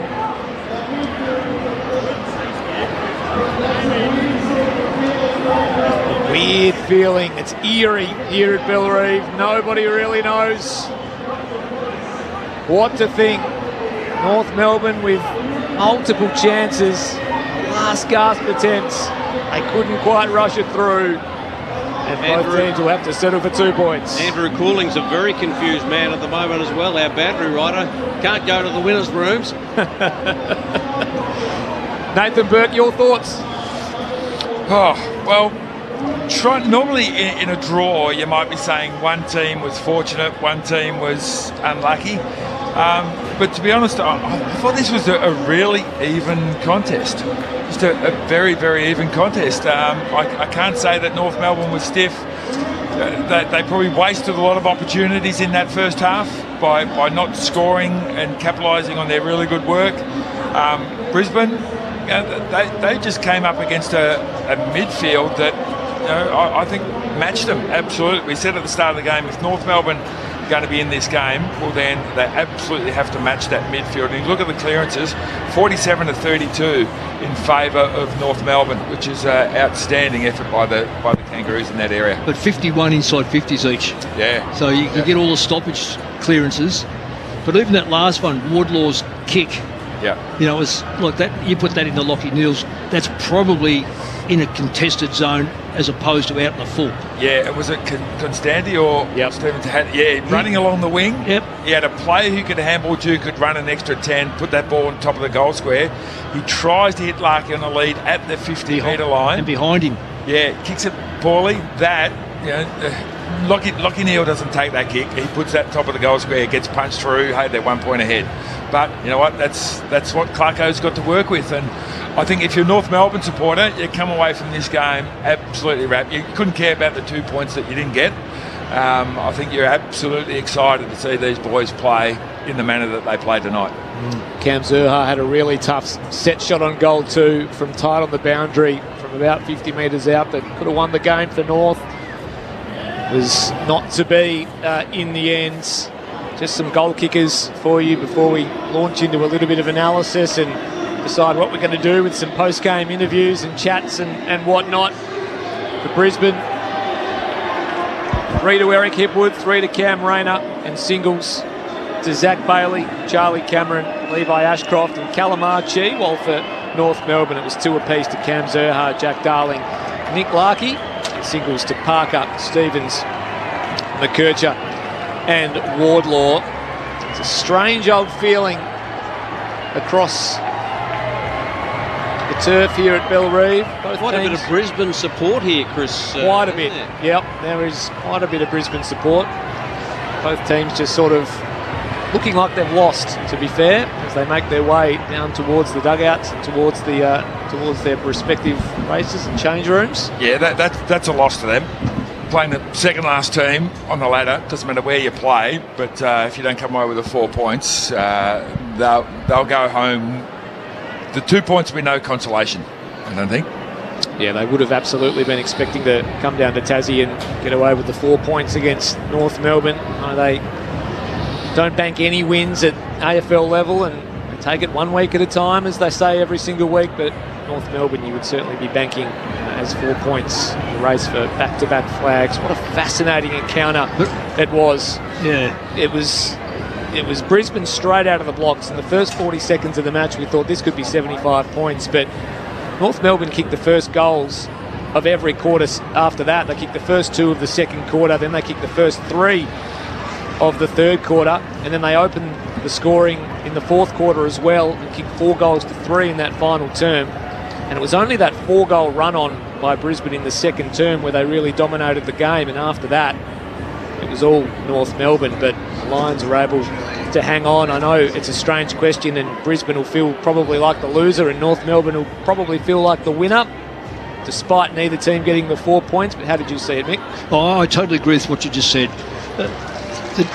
They're still on top of the ladder, which I think at this stage of the year it can lie. I don't think Brisbane are in very good form. I'll say that's taking nothing away from North Melbourne. I thought they were tremendous today. It would have been very easy the way North Melbourne opened up. They could have just dropped their head. They don't know how to win a lot of games, North Melbourne, at this stage, so they don't know how to get there to respond and when you get in front, keep put the foot on the throat and keep going. But their endeavours today were fantastic. Their ruckman was outstanding. Their midfield did a 55 to 45 job on Brisbane's midfield. So they won it. They didn't massively win it, but they won it enough. They defended pretty well. Cobham was just outstanding on the back line. He didn't, and those 2 contested marks he took at the end. Either one of those, it takes a lot of nerve to do that, because if you make a mistake, the ball's on the deck and you don't know what's going to take. So for a young player, I think this is his 3rd year, coming off a lot of injuries, to be able to take 2 contested marks and drive his team back, they're the great bonuses. I think Clarkson will come away thinking, right, we butchered a lot of football going to their forward line. In matter of fact, they went in there the same number of times as Brisbane, but around the ground they probably gave the ball up too many times. Dominant ruckman, dominant key back, 50-50 to 55-45 in the middle. Larkey, he kicked 1 goal or 2 goals. He kicked 2 goals, probably doesn't get enough of the ball and enough given to him, I don't reckon. I think that he could have been in position to mark the ball or given the ball a couple more times, and maybe had his 4 or 5 shots on goal. One was in the goal square, which was ignored. Another one was 30 metres out, and he was ignored when they went for goal. So all up, we keep talking North Melbourne, but I thought at the end of the day they won the game in the mind, only get 2 points, whereas Brisbane, if Chris Fagan's not a little bit worried, I think he's been delusional, because they have not played good football all year. 66 points was all they managed last week, and 71 this week. Yeah, it's not great. It's not great. Brisbane win the first half by 20 points. North win the second half by 20 points. Yeah. So 4-7 to Brisbane, 7-9 in the second half to North Melbourne. So there we end up with a draw. Yeah. And last week, I don't think they kicked a goal in the last quarter. Yeah. So their form is really scratchy, really scratchy. They're on top of the ladder, and I'm not going to say by default, because you're still going to win games. But there's 2 or 3 sides that are far better for form at the moment. Whether they're better sides, well, that'll be in September. But right now, there's 2 or 3, maybe even 4 sides that are better than them. I think they're peripheral guys like Lohman and Archie and even Bailey, Charlie Cameron, Bailey. They're not having the impact, the consistent impact that they were last year when they're playing really, really good. You can't ask Lockie Neal and Zorko to play better than what they have been. They need to be supported by those guys, and they're not doing it at the moment. No, I agree. Berkey, we know that rebuilding teams and teams on the rise can have a breakout win, and from there sort of good things seem to happen. We saw it with Hawthorn just sort of last year, where they sort of won, and then the season opened up for themselves, and all of a sudden they become something of a contender. Can you have a breakout draw?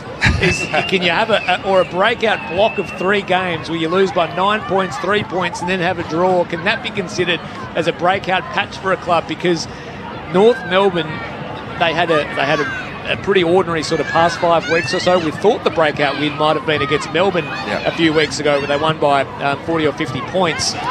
But they're knocking on the door, aren't they? They are really knocking on the door, and it's very, very close to being able to say they haven't arrived by any stretch, but just a little breakout where they get a scalp, and you think maybe they're almost here. Yeah, internally at a football club, they'd all just be purely worried about the process. The last 2 weeks, the process has been good. We haven't got the result. Today, the process was probably even a little better. They haven't got the result. The thing that the process doesn't give you until you get the result is belief. And whilst the process might have been good the last couple of weeks, still didn't get the chocolates. Today, the process almost got them the chocolates, and that would have been the real big, the real big advantage of the last 3 weeks, is if they had got that reward for that process. Andrew Cooling's in one of the strangest places you can be in football, the rooms after a draw, and he's with Luke Davies-Uniacke of the North Melbourne Football Club. Drewy. Well, Luke, have you ever played in a draw before, and what's the feeling like as a result of it?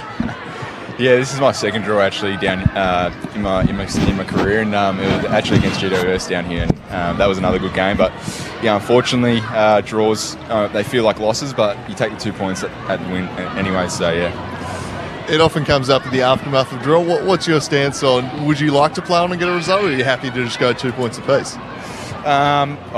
Look, the season's pretty long. I think, everyone finished on 2 points, but definitely a finals series, you need the extra time. A pretty decent result against a very strong Brisbane team. What did you make of the team's performance tonight? Yeah, mate, it was super encouraging. The last 3 weeks have been awesome. Unfortunately, we didn't get the chocolates, but we're still heading in the right direction. And there was no doubt that we could have won that game today. And, the process is coming along nicely. All right, boys, you can fire away with your questions. Well, congratulations. Well, again, congratulations on the performance that got you those 2 points. I think earlier on you were playing really well. It was just that final bit inside 50 that was really letting you down at halftime. I assume that is probably what got most attention. Definitely, yeah, you're definitely right. We had a couple of layups we thought we should have easily converted into 6 points. So we were a little bit poor in that area, and that's something that we've got to work on going forward, is building that last bit of a connection. There were some real promising signs. If we can do that to Brisbane, we can probably do that to most teams. So we're liking what we see out there.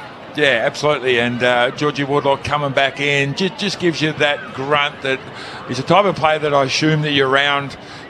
It gives you an extra, I've got to go that sort of hard too, because he just sort of sets that standard. No frills. But yeah, 100%, mate. We're all taking leaves out of his book every week, to be honest.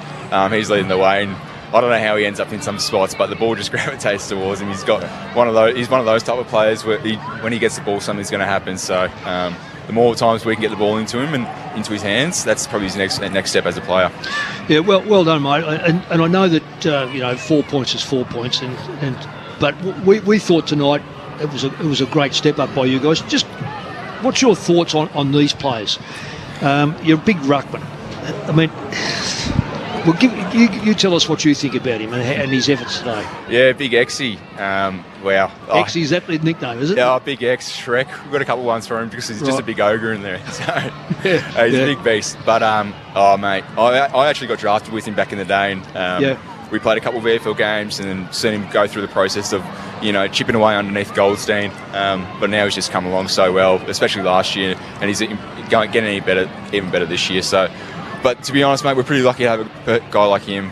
His grunt and his hunger that he delivers. Sometimes us middies have actually got to give him the space to get the work, because his follow-up is one other thing, that a part of his game that actually brings us a life in there. And, I think we actually got on top of the clearances, and he was a big part of that in the game. Oh, you certainly did. Early days, they looked like they were going to clear you out, but your clearance rate was outstanding in the end, and as you say, he was part of it. Yep. Now, what about Big Charlie Compton on the back line? Two amazing contested marks in the last 5 or 6 minutes. What about his temperament? Yeah, Big Charlie, Big Chommers. What can I say? He actually had a great game against the D's, and that was probably his best game for the club, and he probably had a little bit more quiet weeks after that, but he's really come alive today, and it was good to see him sort of own that sort of spare spot in the back line, and for him to have the confidence to come through the side and take his marks was awesome to see. And it was also great to see Toby Pink back in the lineup today, and he was actually really underrated for us today, and I thought them two together worked really well together. Now, I guess it's a slight criticism, not so much of yourself, but I see Matthew Larkey. He's a player that I don't think he kicked well today. I just looked like a man that was a little bit devoid of confidence, but he doesn't seem to get as used as often as you would say a lot of the key forwards around the traps go. He seems to fall back, come forward, and then for some reason or another you use different targets. It'd be fair to say that he's a little bit frustrated at the moment. Yeah. I think at times he can be frustrated. I think for all of us it's frustrating when we don't finish our plays. I had one particular one in the first or second, I can't remember, but they're really easy hit-ups for him to get used often on those ones, and we feel like at times we just need to get that connection a bit stronger with him.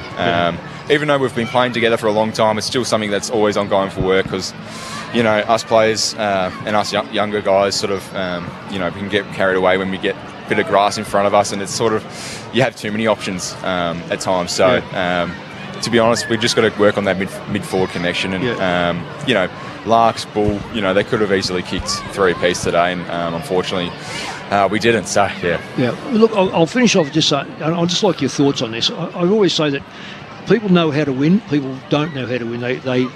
they've lost a lot of games, and you don't know how to win the game because simply it becomes a bit nervous. You take the wrong option. You close the game up when you should open up. Today, got in front, fell behind, then got back again, and got back level. So today seemed to be a time when you've virtually took that next step, in my mind. You'd see to take the step of... Because I thought North Melbourne last year probably would have got beaten by 3 or 4 at the end. When they hit the lead again, the head and away you go. But you fought back almost when the game was going to be won by you blokes, not by Brisbane. It felt like it was ours to lose for a good part of it. We felt like we were on top in most areas of the game, and that's the big thing that Clarko has been instilling on us young guys is that in the past I've been through the ringer a bit too, where we sort of get in front of the sides and we don't know how to finish the game off. And you see the Collingwood games, and there's countless other games where we've been in front and we don't know how to handle the situation of the momentum swing. So the big thing that Clarko is teaching us boys, and we're all going through it, is can we put the pepper on the side, and can we put him the foot on the throat?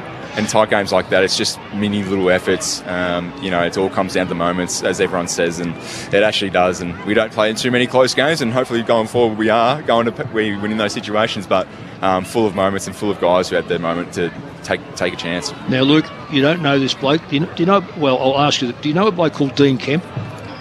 No, right. I don't. Dean Kemp was a Norm Smith medalist for West Coast in the 1990s. Okay. He's currently fishing up in Exmouth, and he said to me. He just texted me. He said, "I love that unit." He said because he's the sort of player that he just loves. So that coming from a bloke who's a All-Australian, a Norm Smith medalist, multiple best and fairest winner at West Coast, that tells me that he knows you. So well done. Thank you, mate. That's cheers. I'm not the complete player yet. I've still got a lot of improvements. So, but any feedback's awesome, and coming from a player like that's awesome. Luke Davies Jr. Just 1 second, Chris. We're being given the wind up here, so you've got one question, mate. Well, that was the wind up. Thank you so much for joining us as part of the post game, Luke. Congratulations. Bad luck, I'm not sure. 2 points, but well done tonight. Cheers, boys. Appreciate it. Luke Davies-Uniacke there, North Melbourne midfielder, speaking to Andrew Cooling and the team following tonight's draw. If you've just happened to be tuning in, 10-11-71 apiece, North Melbourne and Brisbane. It's a strange old feeling. You don't sort of really know which way to go and what to sort of say, but it is what it is. He's Western Australian, isn't he? LDU? No. He's not. He's a Haileybury boy from... around the Bayside area. I was going to say, if you didn't know Dean Kemp as a Western Australian growing up in that era. Now, am I right in saying 3 games today have been under a goal? Yep, that's right. Yep. It's been an unbelievable Sunday. Super Sunday. Hasn't it been an unbelievable Sunday? Yeah. 2 points. Richmond defeated West Coast by, and it was 4 points, I think, at the Cattery, and we couldn't separate here. A draw here. So an amazing day of.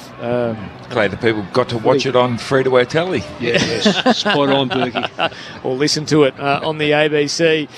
Yeah, it was. I was going to maybe throw one last one in there to LDU, just about, do you consider it a win or do you consider it? I know it's a draw, obviously, and you get the 2 points, but. North Melbourne have to consider that as a victory of sorts, don't they? They just have to. Yeah. Look, you're sitting second last on the ladder. You're not really that fussed about points and move or that sort of stuff. Brisbane lost top spot. That means more to them. But I think Clarko's got them on a journey. And this is just a affirmation that the way they're attacking that journey is correct. And they're doing the right things. The composure wasn't quite there, was it? They had that last thrust forward where 3 of them could have raffled it there, and then it was just the hurried kick in the end that sort of just to a one-on-one, and Payne, I think, knocked it out of play. It was just a little bit of polish and a little bit of composure that they just don't. Well, they lacked it all day. Yeah, it was their endeavour that got them. Yeah. So it certainly wasn't the skill level, because they had multiple times where they could have used a better option. Berkey, they haven't lost top spot. They're actually on there by 2 points. Are they really? Yeah. Okay, there you go. For me, Clarko would be absolutely wrapped, because when was the last time he could actually just isolate, okay, here's the last 5 minutes, 10 minutes in a game where the scores were level against a good team, and look at that kick and look at that kick and look at that kick. They haven't been able to do that because they haven't been in games in that sort of scenario. So as a learning tool, this would be enormous. Can I just add on a little bit to that, Berkey? What you just said there was, it's such an educational game. Conversely, I reckon that Chris Fagan will be probably saying, well, Cobden's Mark II contested football. Did we need to go around him or use a better ball? Because I think it was Danny Daly said, we've been through this thing where we watch a game, look at a game and cut up a game and try to get better. In tight situations, players make mistakes. It's the ones that don't make the mistakes. They're cool hand Lukes. They've got ice through their veins.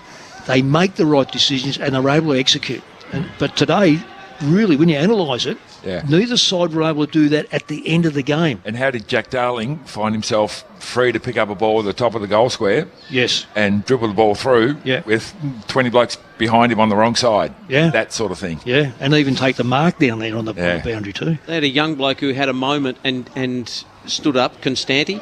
Right, that was a pressure kick that he kicked that goal. And the old bloke who stepped up too with Jack Darling, whose last quarter was pretty good. So that little blend of youth and experience, and I suppose Clarko's got to start somewhere. I know he's been in the role for a little while now, but he could actually today. The endeavour was the thing for me because they've rolled over so many times. They never rolled over today. They had a crack. And maybe they're going to regret shipping off some games to Western Australia because they play pretty well here, North. Yeah, but that's all money. That's all money. That's got really nothing to do with it. And I think from North Melbourne's point of view as well, they can sort of look at a game like today and say, well, we've got our pieces sort of where they want to be, the chess pieces on the board. So Combin's our guy down back. We've got our midfielders in LDU and signed up long term now. We've got Wardlaw, who looked fantastic in there. We've got Sherry, who's knocking it down their throat, and that follow-up work that LDU mentioned about how he's able to generate clearance off his own, off his own steam. And then you've got Nick Larkey down forward as their bookend forward. So you sort of look across the ground and all the pieces are starting to fall into place. And then you've got the talent of, Finn O'Sullivan and Sheasel, of course, and Colby McKercher and a couple of those veterans that they've brought in that probably won't be there when the times get really good. Caleb Daniel and Jack Darling, who you mentioned, and maybe Luke Parker as well. But just off the field and training and preparation, that they'll just, even if they improve the group by 5 or 10% as they go forward, they'll certainly be worth their weight. Unfortunately, we've been unable to lock down the Brisbane, an interview from the Brisbane rooms. I'd assume it was pretty icy down in there, despite getting away somewhat luckily, I think, with 2 points. I don't think Chris Fagan and the crew will be overly happy. What's the post-mortem look like for the Lions? You've spoken already about how they're not playing their best footy and they've got some problems, but this might be a real reality check for them, Mick. The reality is that they're still on top of the ladder and they've played some good sides. So let's not forget the fact that they've lost one game, but that was to Collingwood and badly at home. Badly. So we're a long way short of September. You've got to remember that. They've drawn with North Melbourne. This one's here. On a ground where it's been a number of years since North Melbourne got close to them. So there's a lot of little indicators, and I think Berkey's nailed it when he said the peripheral players, we just didn't see them today. We really didn't see them take the game where we thought we're watching peripheral players of North Melbourne. Pink is a peripheral player, played okay. It didn't allow his opponent. When you analyse it, they've kicked 10 goals.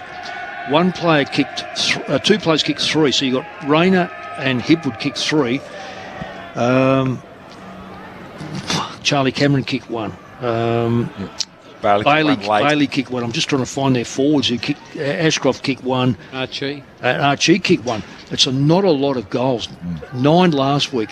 I know that clubs can't maintain a high level for a long, long time, but This is why it's so difficult to win back-to-backs. So you take your hat off to sides. There's a lot of reasons why some sides win back-to-backs. You know, I'm not taking anything away from Hawthorn, but when they won those, there was another side come in and virtually robbed anyone else of coming up the ladder. Was Hawthorn's first premiership a better side than the last premiership? Yes, it was. That shouldn't happen. You've always got to be a slightly better to win premiership. So this puts Brisbane, they've got to be better than what they were last year. They're nowhere near that. Is that Danaher? Look, I'm probably his biggest critic because he just went to sleep half the time. But when he was awake, you couldn't get near him. So will Hipwood take that role? Hipwood's shown some decent form in patches. But where's his deputy? Who now is going to take Morris over? didn't do anything tonight. No, he's a young player. Will probably take 2 or 3 years before he gets there. Their midfield is good. Their rucks, I said before the game about McInerney, I don't think McInerney's got the confidence yet back with his shoulder and the fact that he was probably a late starter, so he will probably get better. Their backline is solid, but and again, it only let through 10 goals 11, so it's not a massive score. Gold Coast didn't have a massive score, but you defend as a unit, and that's their whole 18 on the ground. But I don't know whether their backline, when it gets against, say, like a Collingwood who do move around and change their side up, they got slaughtered by Brisbane, sorted by Collingwood. I don't know whether Chris would be feeling we're on top of the ladder, we're getting away with it. If you lose, you got a lot of homework to do. If you win, you go, well, at least we're winning. And so that's one way of looking at it. But I'd be saying the bigger picture is in September, we need to be comprehensively better than what we're playing. Funny thing is that the last 2 premiers before Brisbane didn't make the finals the year after. That's exactly right. So it's not a given. And the grand finalists of last year, Sydney, are really struggling. Yeah. Charlie Cameron, just the 8 goals to start the season. He's off the board as well. He's lost pace. I've seen it before. When someone is absolutely dynamic, they rely so heavily on that. But when it starts to receive and it just falls off a little bit, they become human, and then they start to worry about that pace, and then they worry about getting caught, and they're not as confident, and then all of a sudden things do drop away. So no, he's not the player. I don't know whether he'll come back to be that dynamic. He'll have his outings every now and again, but you couldn't rely on him having a great season the way I see it. North Melbourne play Richmond next week at the MCG. They got a win today, of course, against the Eagles by a couple of points. It was a Tom Brown chase down tackle on Tom Gross in the final seconds of that game that allowed Richmond to hang on for the victory. So that'll be a really interesting matchup. Richmond and North Melbourne, a real sort of, where are they at type of litmus test. And then Brisbane have Melbourne at the Gabba on Sunday, a game you'd expect them to win, but again, just one that maybe after today you'd sort of think twice a little bit when you go to do your footy tips. Yeah, I think if I'm Chris Fagan, I look at the fixture at the start of the year, I almost pencil this one in as the danger game. We mentioned beforehand, they played the Q Clash last week, and Danny Daly said there's hatred there against the other team, and that takes up a lot of mental energy and it builds up a lot of fervour. We've got to win that game because we hate the young upstarts coming to take our spot here in Queensland. Then we've got we've got Hobart, North Melbourne the week after. Talk about chocolates to board lollies. So I just feel that they didn't quite regain that fervour that you have to bring into every single game, because if you don't, you'll get bitten in the backside by the second bottom team.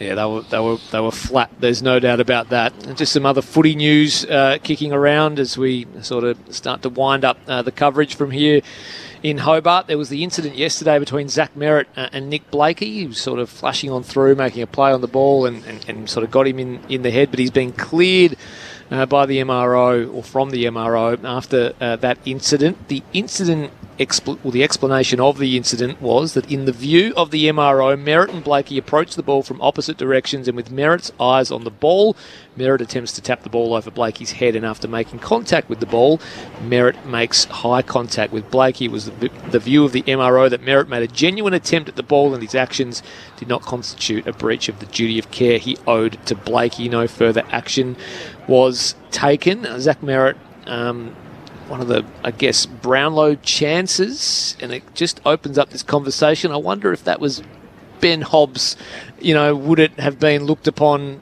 in a different light? But it seemed to be... Toby Green would have got 6.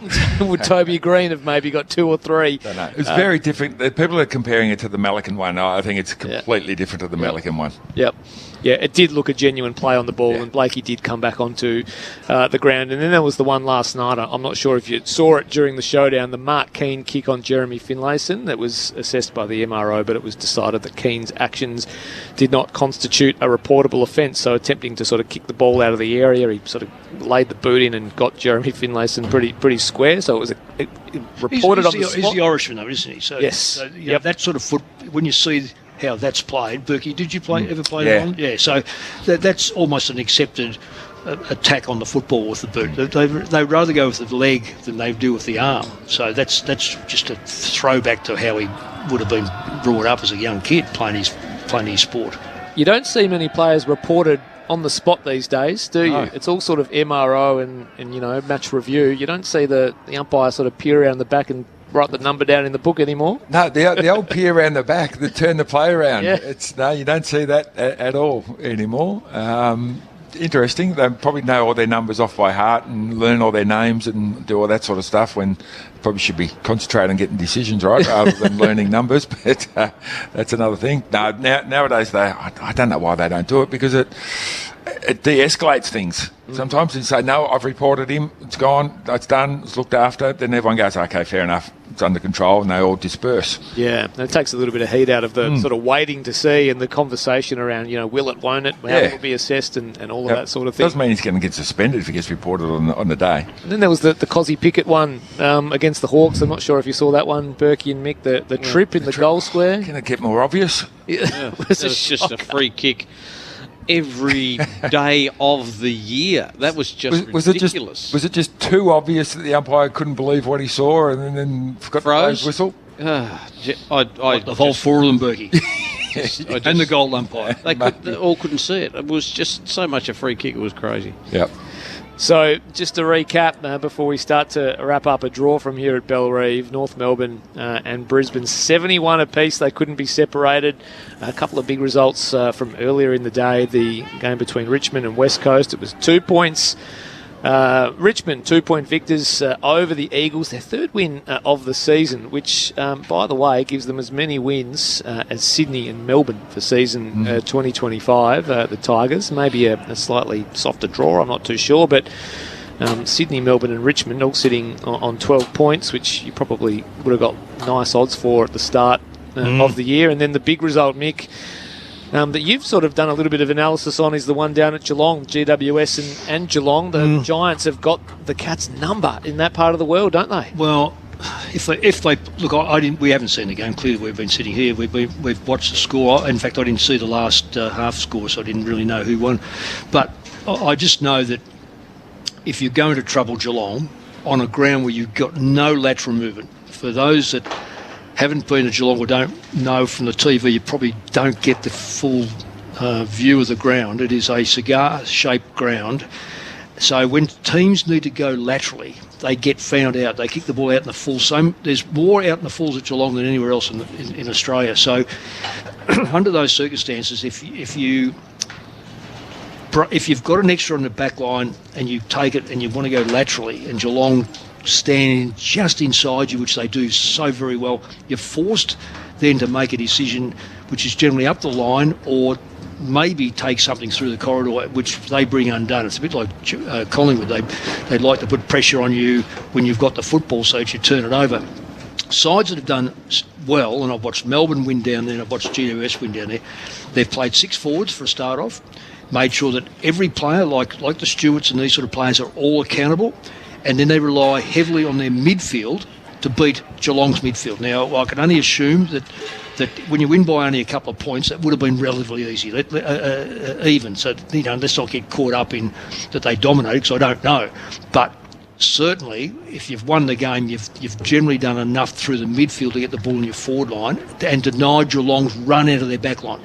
Now, if that's the case, then they've done it again. And I cannot work out why sides do not look at the blueprint and do something about it, because that is a single way of making Geelong very accountable. Yeah, and it's a big result in the context of the ladder, and I know we're sort of early in the season still, so the ladder doesn't mean all that much at this stage, but as you've alluded to, Mick, Brisbane's still on top of the ladder, 2 points clear with 30 points. Collingwood and Hawthorn equal on second with 28 points, and then Gold Coast is sitting in the top four. After one game short too. Yes, that's right, yep, still with a game in hand, having only played the 6. So too Adelaide, having only played 6 on 24 points as well. The Doggies, the Cats and the Giants rounding out the top 8. And you speak of Super Sunday in terms of the results. All games this weekend, except for the Melbourne Hawthorn game, which was only 35 points, all within 3-goal margins. Yeah, it's brilliant. So you've got Collingwood defeating Freo by 14, Carlton over St Kilda by 15, Essendon by 8, Gold Coast by 10, Adelaide by 5, Richmond by 2, GWS by 4, and a draw. Yeah, it's big. I'm not. I think there's some good games that are close, and there's some ordinary games that are close. I thought today's game was very interesting. I thoroughly enjoyed the game today. I watched St Kilda play Carlton on Friday. It was a horrible game. It was an absolutely horrible game. I much prefer this game. We're watching some talent play for. There's some courage. There were some great marks, great goals. Not a lot of them, but that doesn't make a good game either. So,